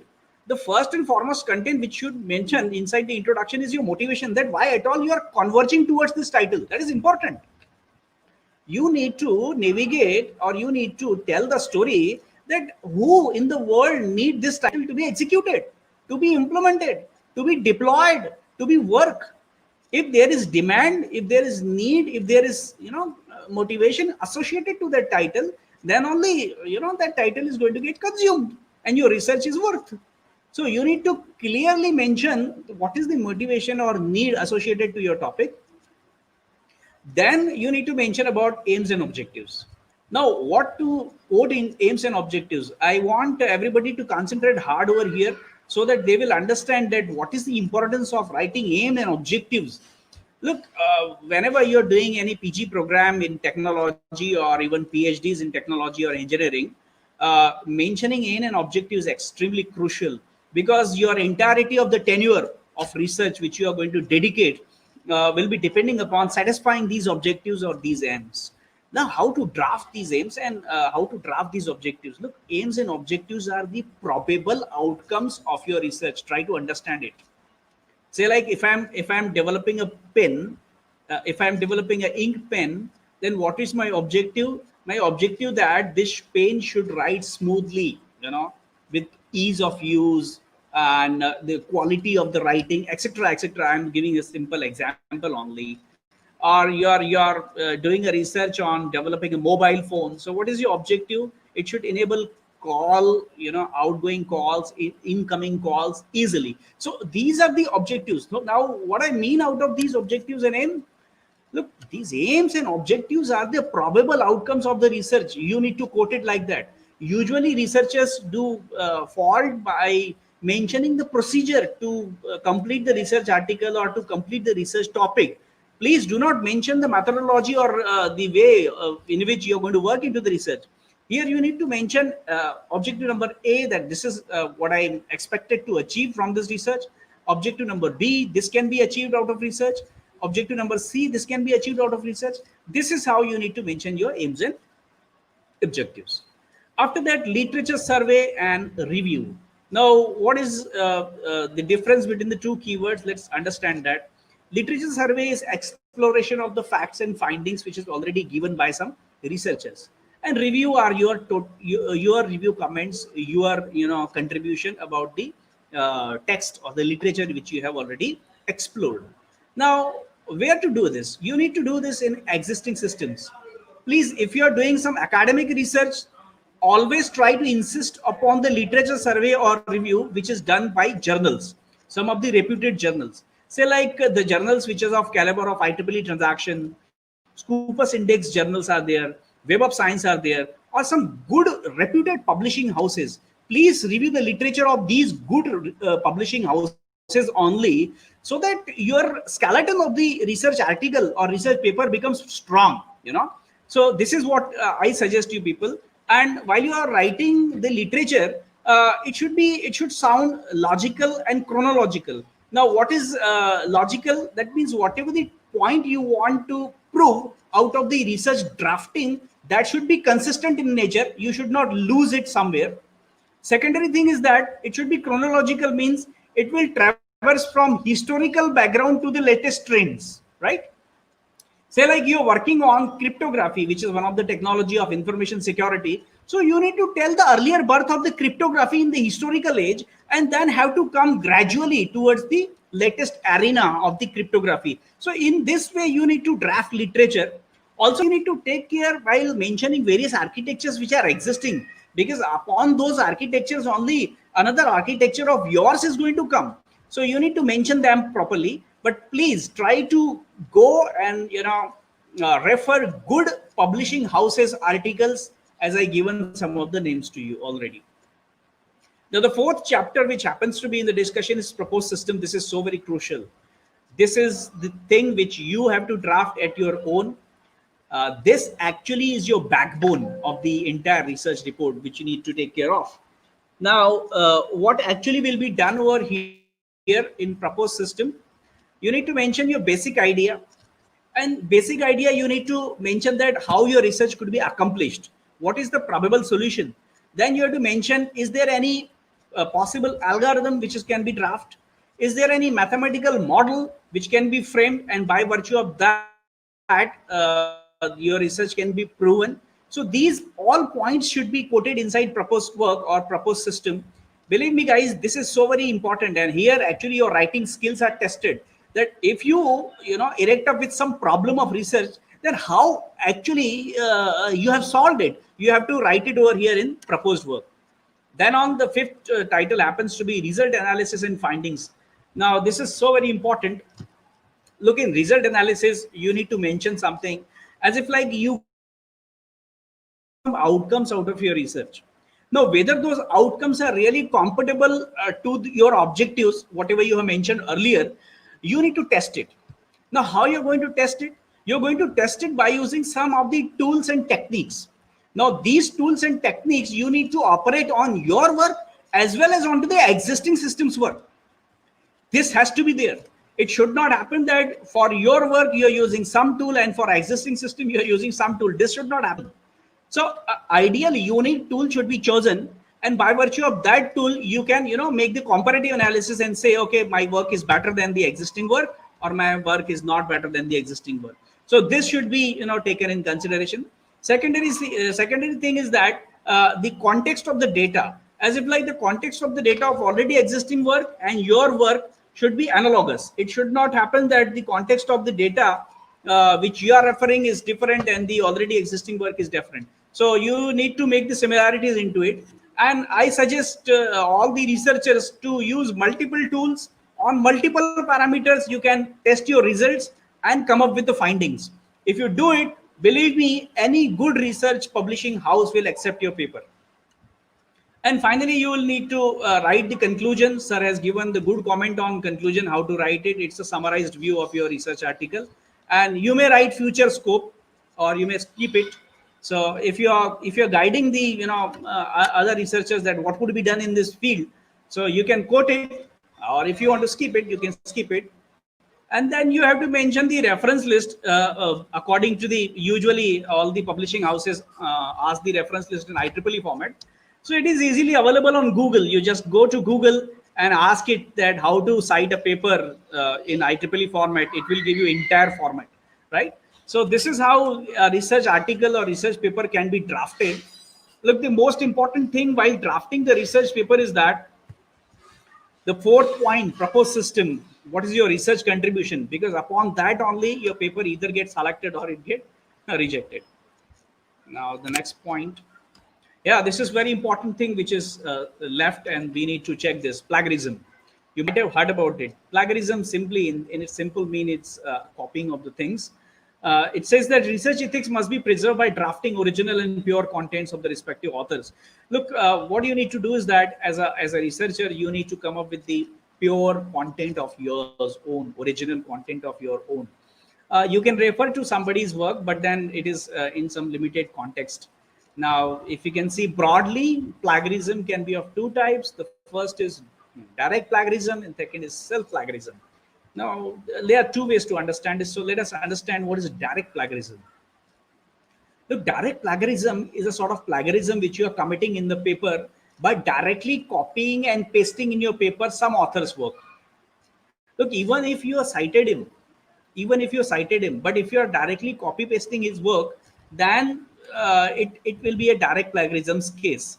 Because whenever you're going to use a tool to detect the plagiarism inside your paper, you will be caught up in direct plagiarism. Because whatever the context which have been already written by a scientist or an author, if it is directly cut paste in your paper, it is a case of direct plagiarism. Now, next case which will be there, it is self plagiarism. Now, what is self plagiarism? Understand this. Now, some of the article which you have written, some of the paper which you have written at your own, you published it, you copyrighted it, and now what you're doing is that you are taking some of the context or some of the matter of that particular paper as it is, your written paper. So you are taking it as it is in another paper which you want to publish. So that is the case of self plagiarism. Now, here you might ask a question that, sir, if I have already published the topic, so why can't I have my own text? Look, you can have, but you cannot afford to directly copy paste. Otherwise, it becomes the case of self plagiarism. And any of the good testing tool of plagiarism doesn't permit you to do that. So please get away from these, because this doesn't permitted by, these are not permitted by the research ethics. Now, the important thing which I want to tell over here is that where to publish a good paper. Now, if you think so that you have committed, you have given good efforts to your, research paper drafting, or you have taken efforts for writing your research paper. Now, the question arises that where to write or where to publish that particular paper. So, how to or where to publish the paper if it is a conference? Now, if it is a conference and if you want to publish the paper in the conference, then what are the points which you need to take in considerations? That is important. Look, because in world there are conferences like anything, like cats and dogs, those are getting executed every now and then. So you need to decide that which is the appropriate conference whereby paper should be published. The first and foremost thing which you need to check is whether that conference theme or conference tracks are matching and mapping to your research article. This is important. If a conference track is of artificial intelligence, if its theme is of artificial intelligence, and you are doing the research in artificial intelligence, please go and publish the paper here. I'll suggest you with some of the following remedials taking in considerations. Then only you can go and publish the paper in this conference.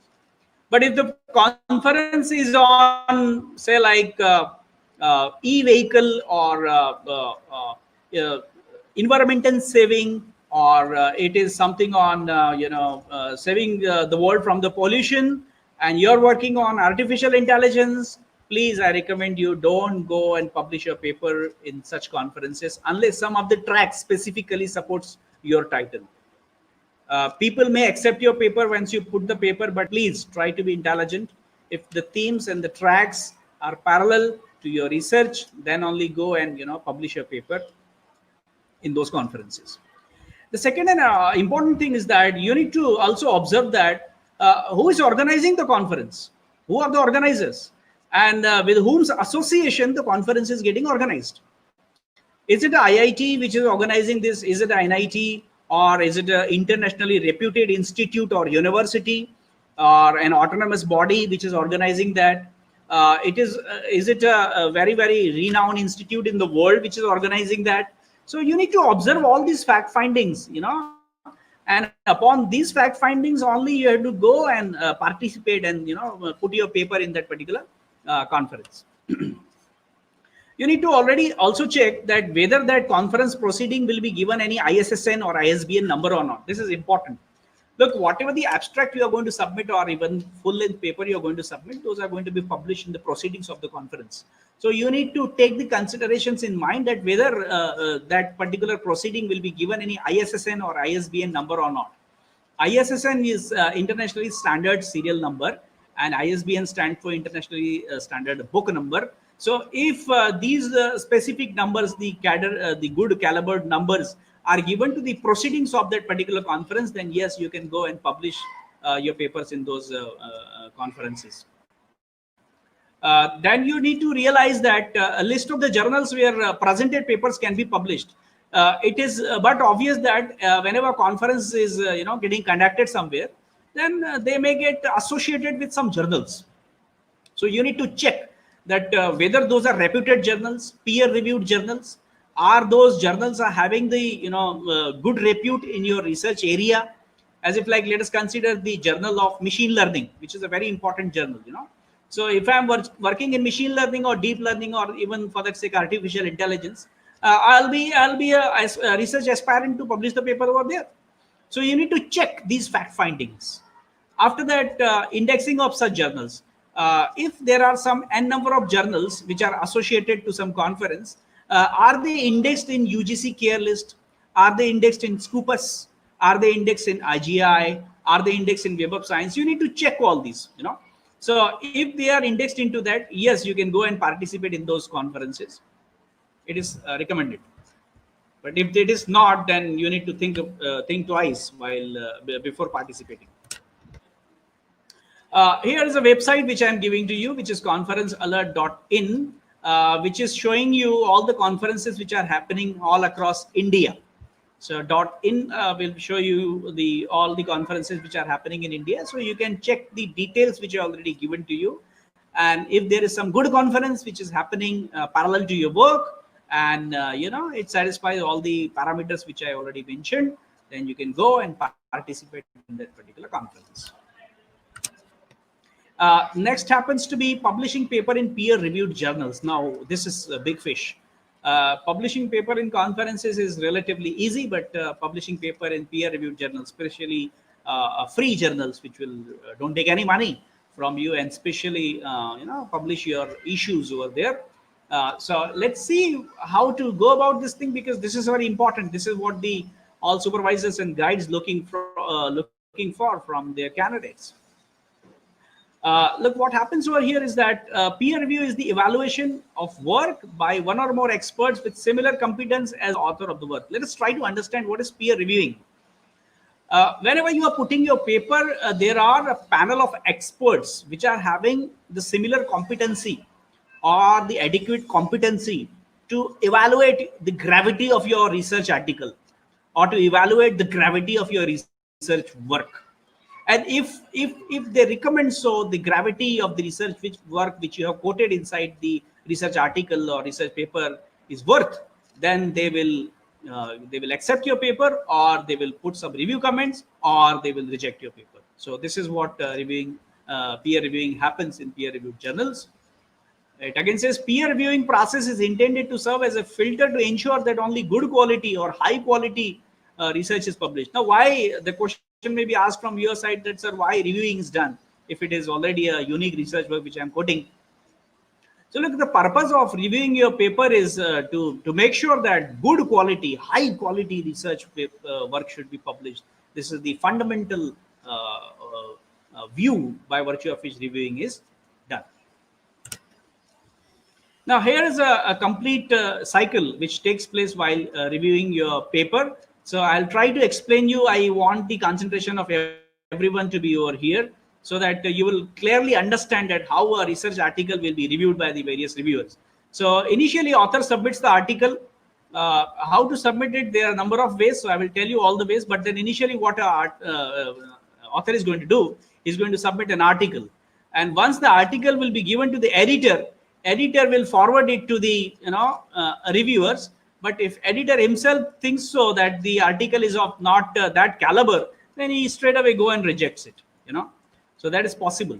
But if the editor thinks so, now this is a good article, I can forward to the reviewer, so he can forward it to the reviewer.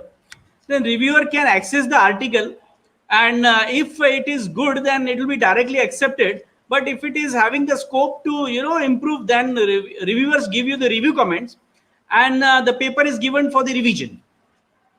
Now paper is given back to the author for the revision. Author makes the revision and again submit it to the editor, and if the editor thinks so that the revision is proper, he again gives to the reviewer. And if reviewer thinks so further reviewing is needed, he will do it. Otherwise, if the reviewer thinks so whatever the reviews have been done by the author are okay, then he will directly accept it or even reject it.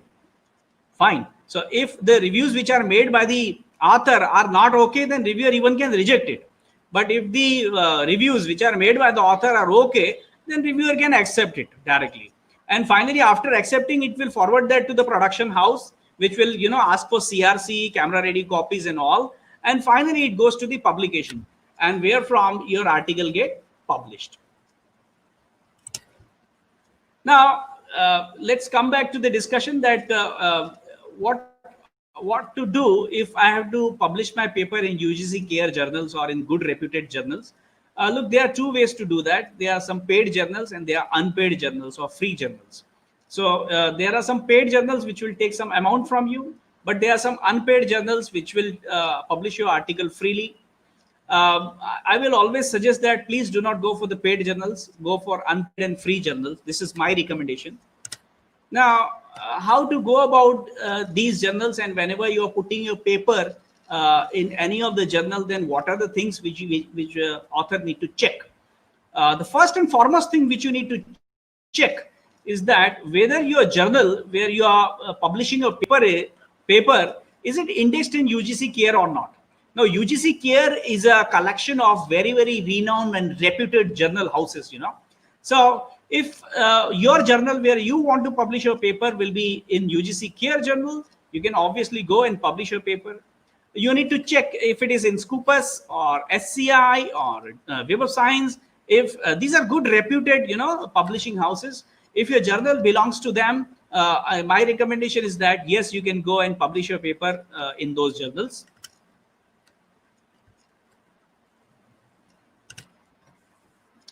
Now, what is the important thing which one has to mathematically analyze while putting the paper into any arbitrary journal? It's the impact factor. Now, how to evaluate the impact factor, or what actually the formula is there for impact factor calculation? Look, the impact factor calculation happens to be number of articles cited divided by total number of articles. Now, let us understand this, what actually it means. Suppose that I have launched a journal in 2000. And in the year 2019 to 2020, the total number of articles which are published in my journal are 100, and total number of articles which are cited by various authors or researchers are 50. So the total number of articles cited are 50, and total number of articles which I published are 100. So 50 by 100 happens to be 0.5. So this 0.5 happens to be my impact factor. This is how impact factors are calculated. Okay, I see number of journals which are paid. They show the impact factor of 3.0 and 4.0 and 5.0. But there are number of unpaid journals which have impact factor of 1.5, 1.2. These impact factor of 1.2 and 1.5 are very good in compared to the impact factor of 5.0 for paid journals. So I recommend you people to go for unpaid journals and also see the impact factor of that. Yeah, you also have to uniquely identify ISSN, that whether your journal is having ISSN number or not, and you need to also check that whether it is a peer reviewed journal or not, whether there's a peer reviewing process followed or not in that particular journal. Now, what is the submission process? If I am an author, I have drafted a paper. Now I want to submit the paper to these, houses. Then what I'll do is that first and foremost, that I can draft an email directly to the editor. Editor might have given his email address, so I can write an email to the editor and attaching my paper to it. So this is one of the way to do it. The second way, many of the journal publishing houses are giving a platform, and on that platform you can simply upload your paper, and then automatically it goes to the journal house and they will review it and they convey you the message of acceptance and rejection. And finally, some of the papers can be uploaded on third party portals.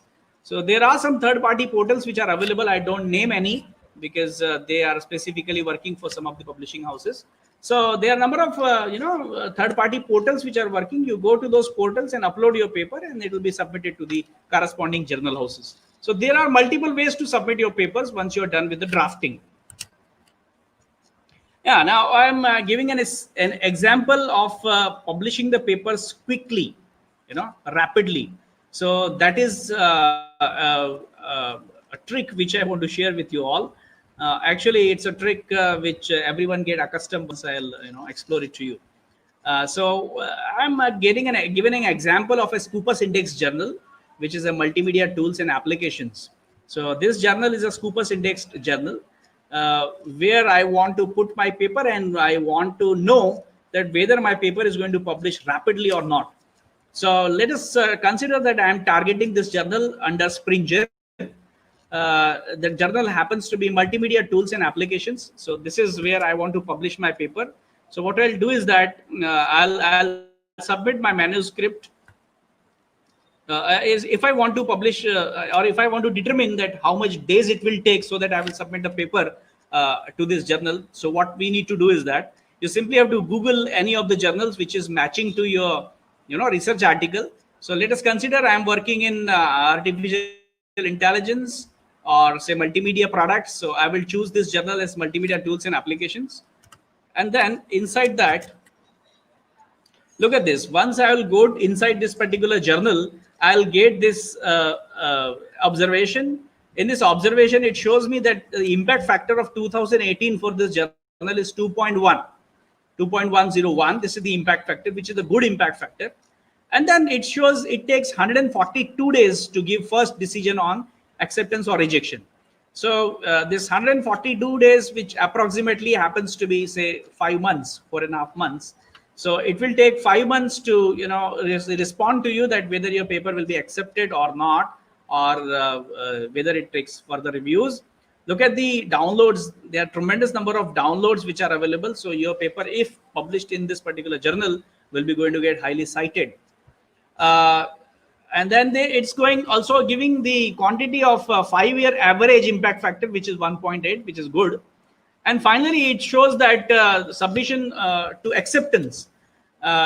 It takes approximate 213 days, maybe publishing as well, 213 days. So in say 6 to 7 months time, your paper get published, accepted and published. So from this, you can get an idea that 6 months or 7 months, if I'm getting publication of my paper, then it's great. So look, I am opening any arbitrary topic into it, which is machine learning for intelligence decision making in biomedical field. So this is the arbitrary research article which I am opening inside it, which is published at volume 19 of 2020, which is the latest issue.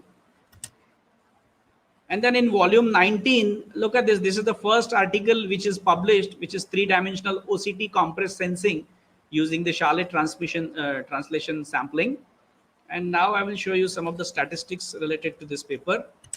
Once I click that, I'll get this window which will ask me to download the PDF related to this paper. Look, this is free journal, right? So once you download this paper, Yeah, this is how this paper will look alike. And finally, this is the crucial statistics which we need to, or we are interested in. In the statistics, if you can see over here, the paper is received on 7th of October 2019. So October 2019, the author have submitted this paper, and then a revision is asked in December 23. Okay, and acceptance is done in 27th December, and it is available online on March. So from October to March, so select October, November, December, January, February, March. So within 6 months only, this paper get published over here. So once you see the statistics, that okay, this is a journal which is of my mean, which is matching to my research article, and this is the tentative tenure it is taking to publish the paper. So I can put my paper inside it and get it published maybe from 4 to 6 months time, rapidly and freely as well. So now you can go and apply to the editor of this particular journal and submit your paper over here. So this is the little observation or little statistical analysis which you used to perform to publish your article or your journal rapidly.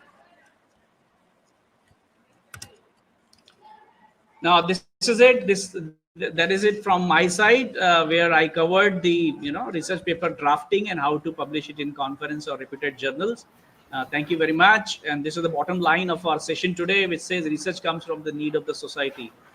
If there are societal needs, then only research will be accomplished. If your research doesn't give any luxury to the society, it is of no way mean then. So thank you very much for patience listening. I expect if any Thank of you, the sir. queries are there, you can ask. Yes, sir. We have been receiving constant queries regarding several points. So maybe we can clear some of them, such as some of them were having queries regarding the plagiarism part of it. So I think that can be cleared a little more. Hello. Yes, sir. Your Hello. voice is not clear. Can you? Am I audible now, sir? Yeah, you're audible. Yes, sir. So what I was saying is some of them were having queries regarding the plagiarism part of it. Yes. So can we make it little clear about it? Yes. I think I already told about it, that plagiarism consisting of two parts, like direct plagiarism and the self plagiarism. Am I audible to you? Yes, yes. Yeah. So direct plagiarism and self plagiarism, and there are a number of tools which are operated by the publishing houses and the conferences to evaluate that whether the work is genuine, pure, or original or not. And by virtue of those tools, they used to check how much content of your paper or article is plagiarized, and if it is plagiarized more than 20%, then hello. Yeah, if it is plagiarized more than 20%, then it'll be not taken in consideration for publishing, or otherwise it'll be permitted for publications. Okay, okay. If they So I are, hope that is clear for the attendees. yeah, if they are, Dr. Norman, sir, I have a question for you from one of our students. The student has requested us to explain a little bit about qualitative research and whether mixed method is accepted, and if yes, how much accessibility is there? Can you repeat the question, please? The student has a query regarding qualitative research, and the person is asking whether mixed method can be accepted. If yes, how much accessibility is there? And Acceptability is there. it depends. It depends, because you see that when you do the qualitative research, obviously with code it's appreciable, but it totally depends, because you see that for any publishing, they want to see that whether there is some new thing or not, or if it is a review thing, whether that review giving any kind of discussion or not. Okay. So at the end, there should be a new thing, or whether it is favorable to others to proceed for their research or some other research or not. Otherwise, no, it will never be published. Okay, okay. Dr. Vijay, sir, Yeah. we have another query where asking whether UGC care journals and UGC approved journals, are they the same or are there any difference in it? UGC Care actually happens to be a unique portal given by UGC. Look, UGC approved means UGC Care journal carries all the list of the journals which are approved by UGC. UGC Okay. happens to be a body, while right. Yes, yes. UGC approved journals means all the journals which are there in UGC Care list. Yes, yes. Earlier there was a keyword which they are using as UGC approved. Now they are using the keyword as UGC Care.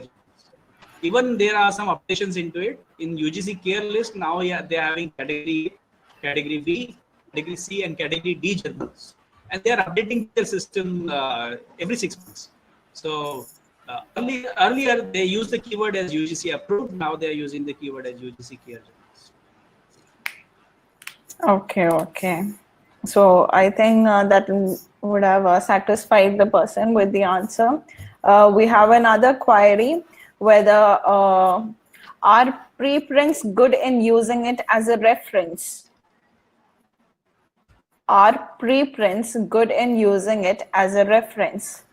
Yes. Yeah, but not many. Let's say you have an article with 20 reference. You can put one. You have a 10, one. But obviously Yes. not out of 10 reference, you put 5 degrees. No, you cannot. Preprints come one or Okay. two or three. Okay, okay. Yes, yes.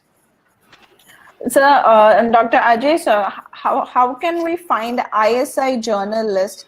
Like, can you suggest a good way and some easy way to find out the good ISI journals? Fundamentally, you can go to the ISI journals may be listed in Scopus Index as well, or you can write these keywords in Google. It will give you the entire list of journals which you want to find. Uh, Actually, there is no platform as such which is given. You are saying ISI, about ISI, no? Or Yes, IBI? yes. ISI. Yeah, there's no platform as such, but you can Google it and you can find thousands of journals. You can publish. Okay, I will give the answer for this. I will help Dr. Vijay. Yeah, sure, sure. ISI listed journal, you must need to be a member of Web of Science, Did any of the either journal? your institute or you personally. But obviously, for Web of Science, if you want to get registered, it's not possible personally because it's too expensive. Okay, so you can do one thing. I'm pretty sure in India, some institute like IIT or someone is registered. Okay, so if you have any friend or anything, you can request them who can generate the PDF file from there, and you can get that one.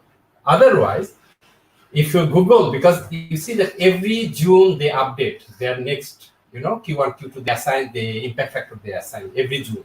So end of this June, the new years will come. So it is valid only for 1 year.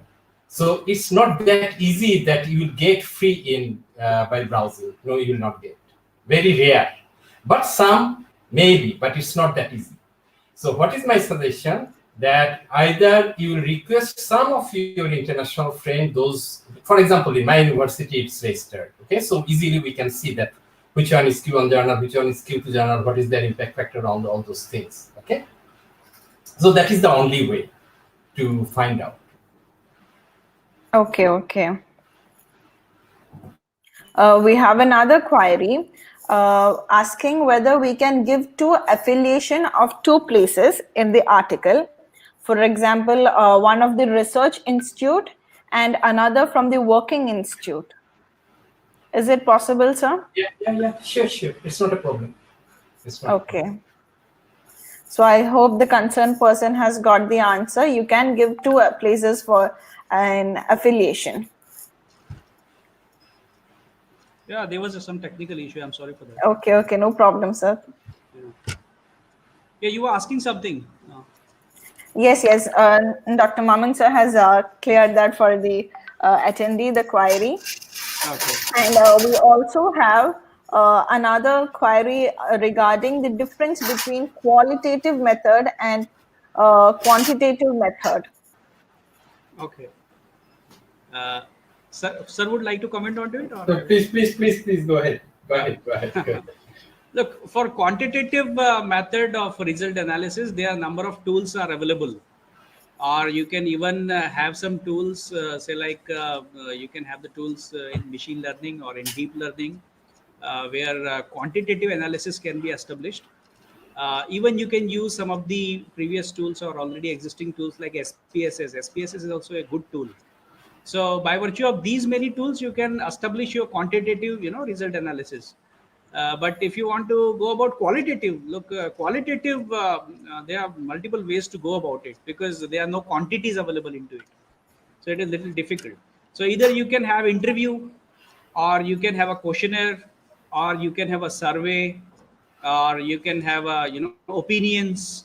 So by virtue of that, you can capture the quality, because if you are asking the same question to n number of people about a certain entity, and if they are responding in some manner, so by virtue of that responses you can measure the quality. As there is no quantity available, so it's little bit the case of survey or interviewing the targeted audience. So this is how the daylight difference lies between quantitative result analysis and qualitative result analysis. Okay. Thank you, sir. So I hope our attendees are clear with the queries.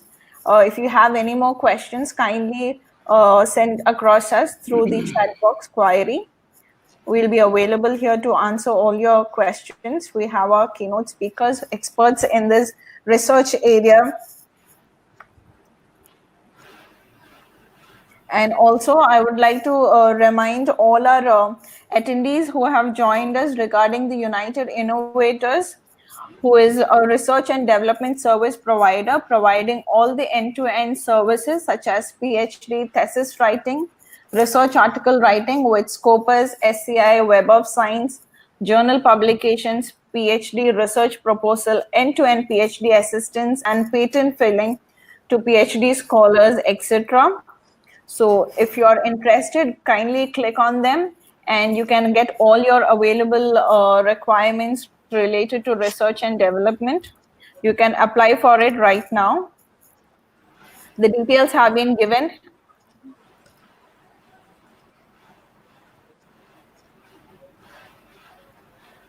I would also like to introduce to you the upcoming webinar of IFERP, which is right tomorrow on June 14th, where we'll be discussing on artificial intelligence getting used in impact of COVID-19. So if you haven't registered yet, kindly register and join us tomorrow at the same time at 4:30 p.m. Indian time, and you will be benefited from similarly keynote speakers from across the globe. So it is a great gathering. So please make sure you join us tomorrow as well. There's a question actually which have been erected by Mr. Sahu, I think. Am Yes, I sure, am I sir. supposed to answer now? Yes, sure, sir. You can do it. Okay. He's asking that how to reduce plagiarism. You need to write original contents. The plagiarism will be zero. It is as simple as it can be. But sometimes what happens is that you need to refer some work. So, Mr. Sahu, what you can do is that you can refer the work, no problem, but you can write it in your own way, of your own understanding, of your own investigations, of your own observations. And if you're putting your own thoughts about whatever the things or whatever the literature you explored, still there will be no plagiarism to it. So, referring the work is okay, no problem, but then write it in your own way so that the purity, the research ethics should be preserved. Can I add something? Yeah, sure, sir. Sure, sir. Okay, as long as hopefully mostly are students. Okay, so obviously they need some shortcut. So I better tell you the shortcut. Okay, go through any software, existing software, which check the plagiarism. Okay, when you will go through, they will generate the report. In the report, they will precisely tell you which paragraph, whatever it is, this they catch it as a plagiarism. So what you need to do, let's say you got two lines which they found. Okay, now change those two lines. Maybe it's a active voice, make it passive voice. You change it. So if you have access to those sites, and if you see those, whatever the plagiarism they are founding, in a, let's say you have two pages and they found, let's say, half pages in different places. So precisely that where you need to change. Just change those things. So this is a shortcut method to reduce the plagiarism. Uh, I Okay, think I okay. saw one question. Someone is telling that Sure. how to increase the citation. Mm-mm. Well, there are two kinds of citation. One is self-citation. One is the normal citation without self-citation. Basically, frankly speaking, people go through all. They hardly few places they go and see that what is it is self-citation or not. Obviously, there will be a balance.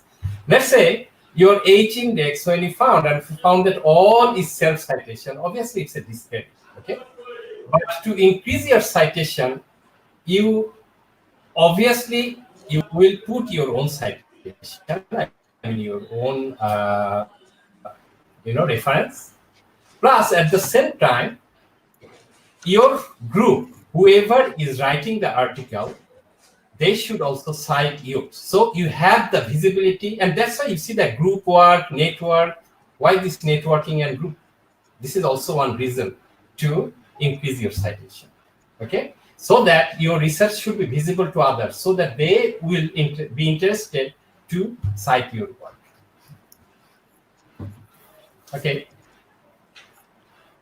Okay, thank you, sir. Thank you.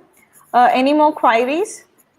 Attendees, kindly write to us on our chat box if you have any more queries. We'll be winding up soon. So before we wind up, let us know if you have any more clarifications. Okay, we have a question.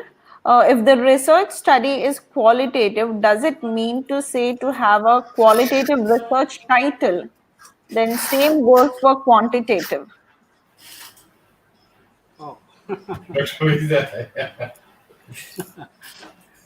look, the qualitative research and the quantitative research, whatever the thing you are doing, either of the two cases, your title should be precise, and the keywords which you are using in that title, you should be in position to justify those keywords with your work. That is important, I think. Uh, Actually, if you can unmute that participant, then he can clarify the question, because the question seems to be a little bit tangled. Okay, okay. Okay, sir, thank you so much. And I hope we have answered almost to all the queries that have been coming up. Any more points to be given to our attendees, sir, both of you?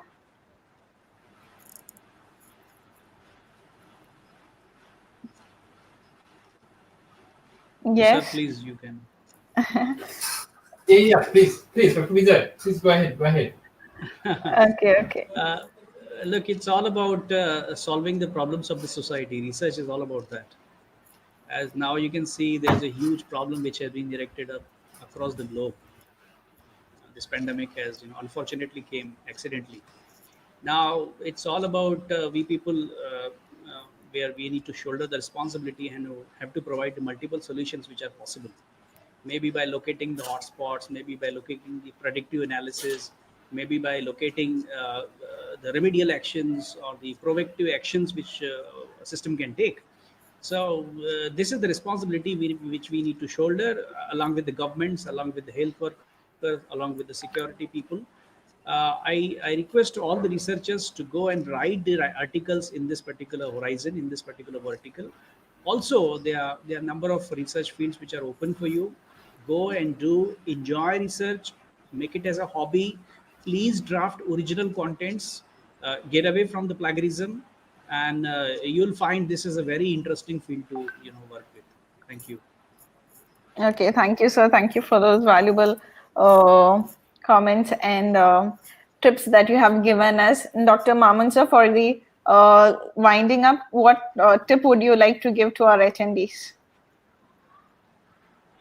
Uh, Actually, what Dr. Vijay said, it's already enough.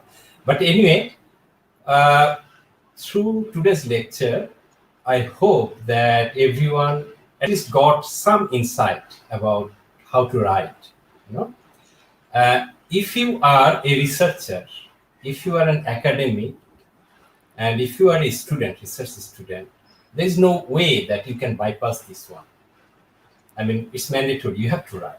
So when you have to write, so better follow ours and also from others and write it. Remember that as Dr. Vijay said, that it's a hobby. Frankly speaking, it's a hobby. Unfortunately, I couldn't start today the way I supposed to start usually for this lecture. I start with the motivational talk, okay, from my own experience, how I made the hobby and all these things. But anyway, what I want to say that make it a hobby because it's not that tough. Once you are on the straight of this publication, you'll see that it's just very easy. So don't count 300, 500, 600 because the moment you learn, you'll see that whatever you are touching, it's becoming a good research paper. Okay, and lastly, this is really a dire situation in the world. I sincerely expect and suggest you, please take care. Don't go out much if it is not necessary, and just follow all the rules to be safe. Thank you very much. Thank you, sir. Thank you so much. With this, we come to the end of our webinar. On behalf of the entire IFERP family, I would like to thank both our respected speakers, Dr. Ajay B. Gadeja and Dr. Mohammad Mamun Reis, for their tremendous presentations. I'm sure all our attendees out there are happy and thankful for all these informations and tips that we all will be benefited throughout our career. I would also like to thank all our attendees who have joined us this evening from the beginning and supporting us throughout. It is an honor to be part of this IFERP family with a large network of professionals from across the globe. So thank you all for joining us. Join us tomorrow also for the next webinar, which is on artificial intelligence. So at the same time, make sure you join us tomorrow as well. And for all those who have missed the live webinar, you can also watch us live, the recorded video on our YouTube channel. You can also subscribe to receive the frequent research-oriented presentations from our experts. You can also follow up on our Facebook page and all other social media platforms to view our upcoming webinars and call for papers. So thank you all once again. It's great to see all of us together, even during this pandemic, and imparting knowledge to one another. So stay home, stay safe, and thank you all. Thank you, both of you, for this lovely evening. Thank you, sir. And Thank you very much. yes, sir. I would like to inform all the attendees who have been requesting for your certificates. You will be receiving an email with the procedure to download the certificates. You can log into your IFERP account, and once you log in, you can click on certificates and rewards to avail all your certificates, including your membership certificates. And for the presentations, with the permission of both our keynote speakers, we will be sharing the presentations to our attendees via email. So you can write us an email at webinar@iferp.in, and we will be surely sharing you all the presentations. Thank you, sir. Not Thanks so many much. issues. Good evening to all Thank you. who have joined us. Thank you. Goodbye. Good weekend. Thank you. Have a nice day. Uh, just a minute, madam. Hello. Yes, sure. I'm actually exploring or going through number of questions over here. So Yeah, we people sure. on Facebook as well. Yeah, so people can reach out on Facebook and solve all the queries. There's no problem. Yes. That's it. Thank you. Okay. Thank you, sir. Thank you all. Thank you. Thank you for this great evening. Thank you.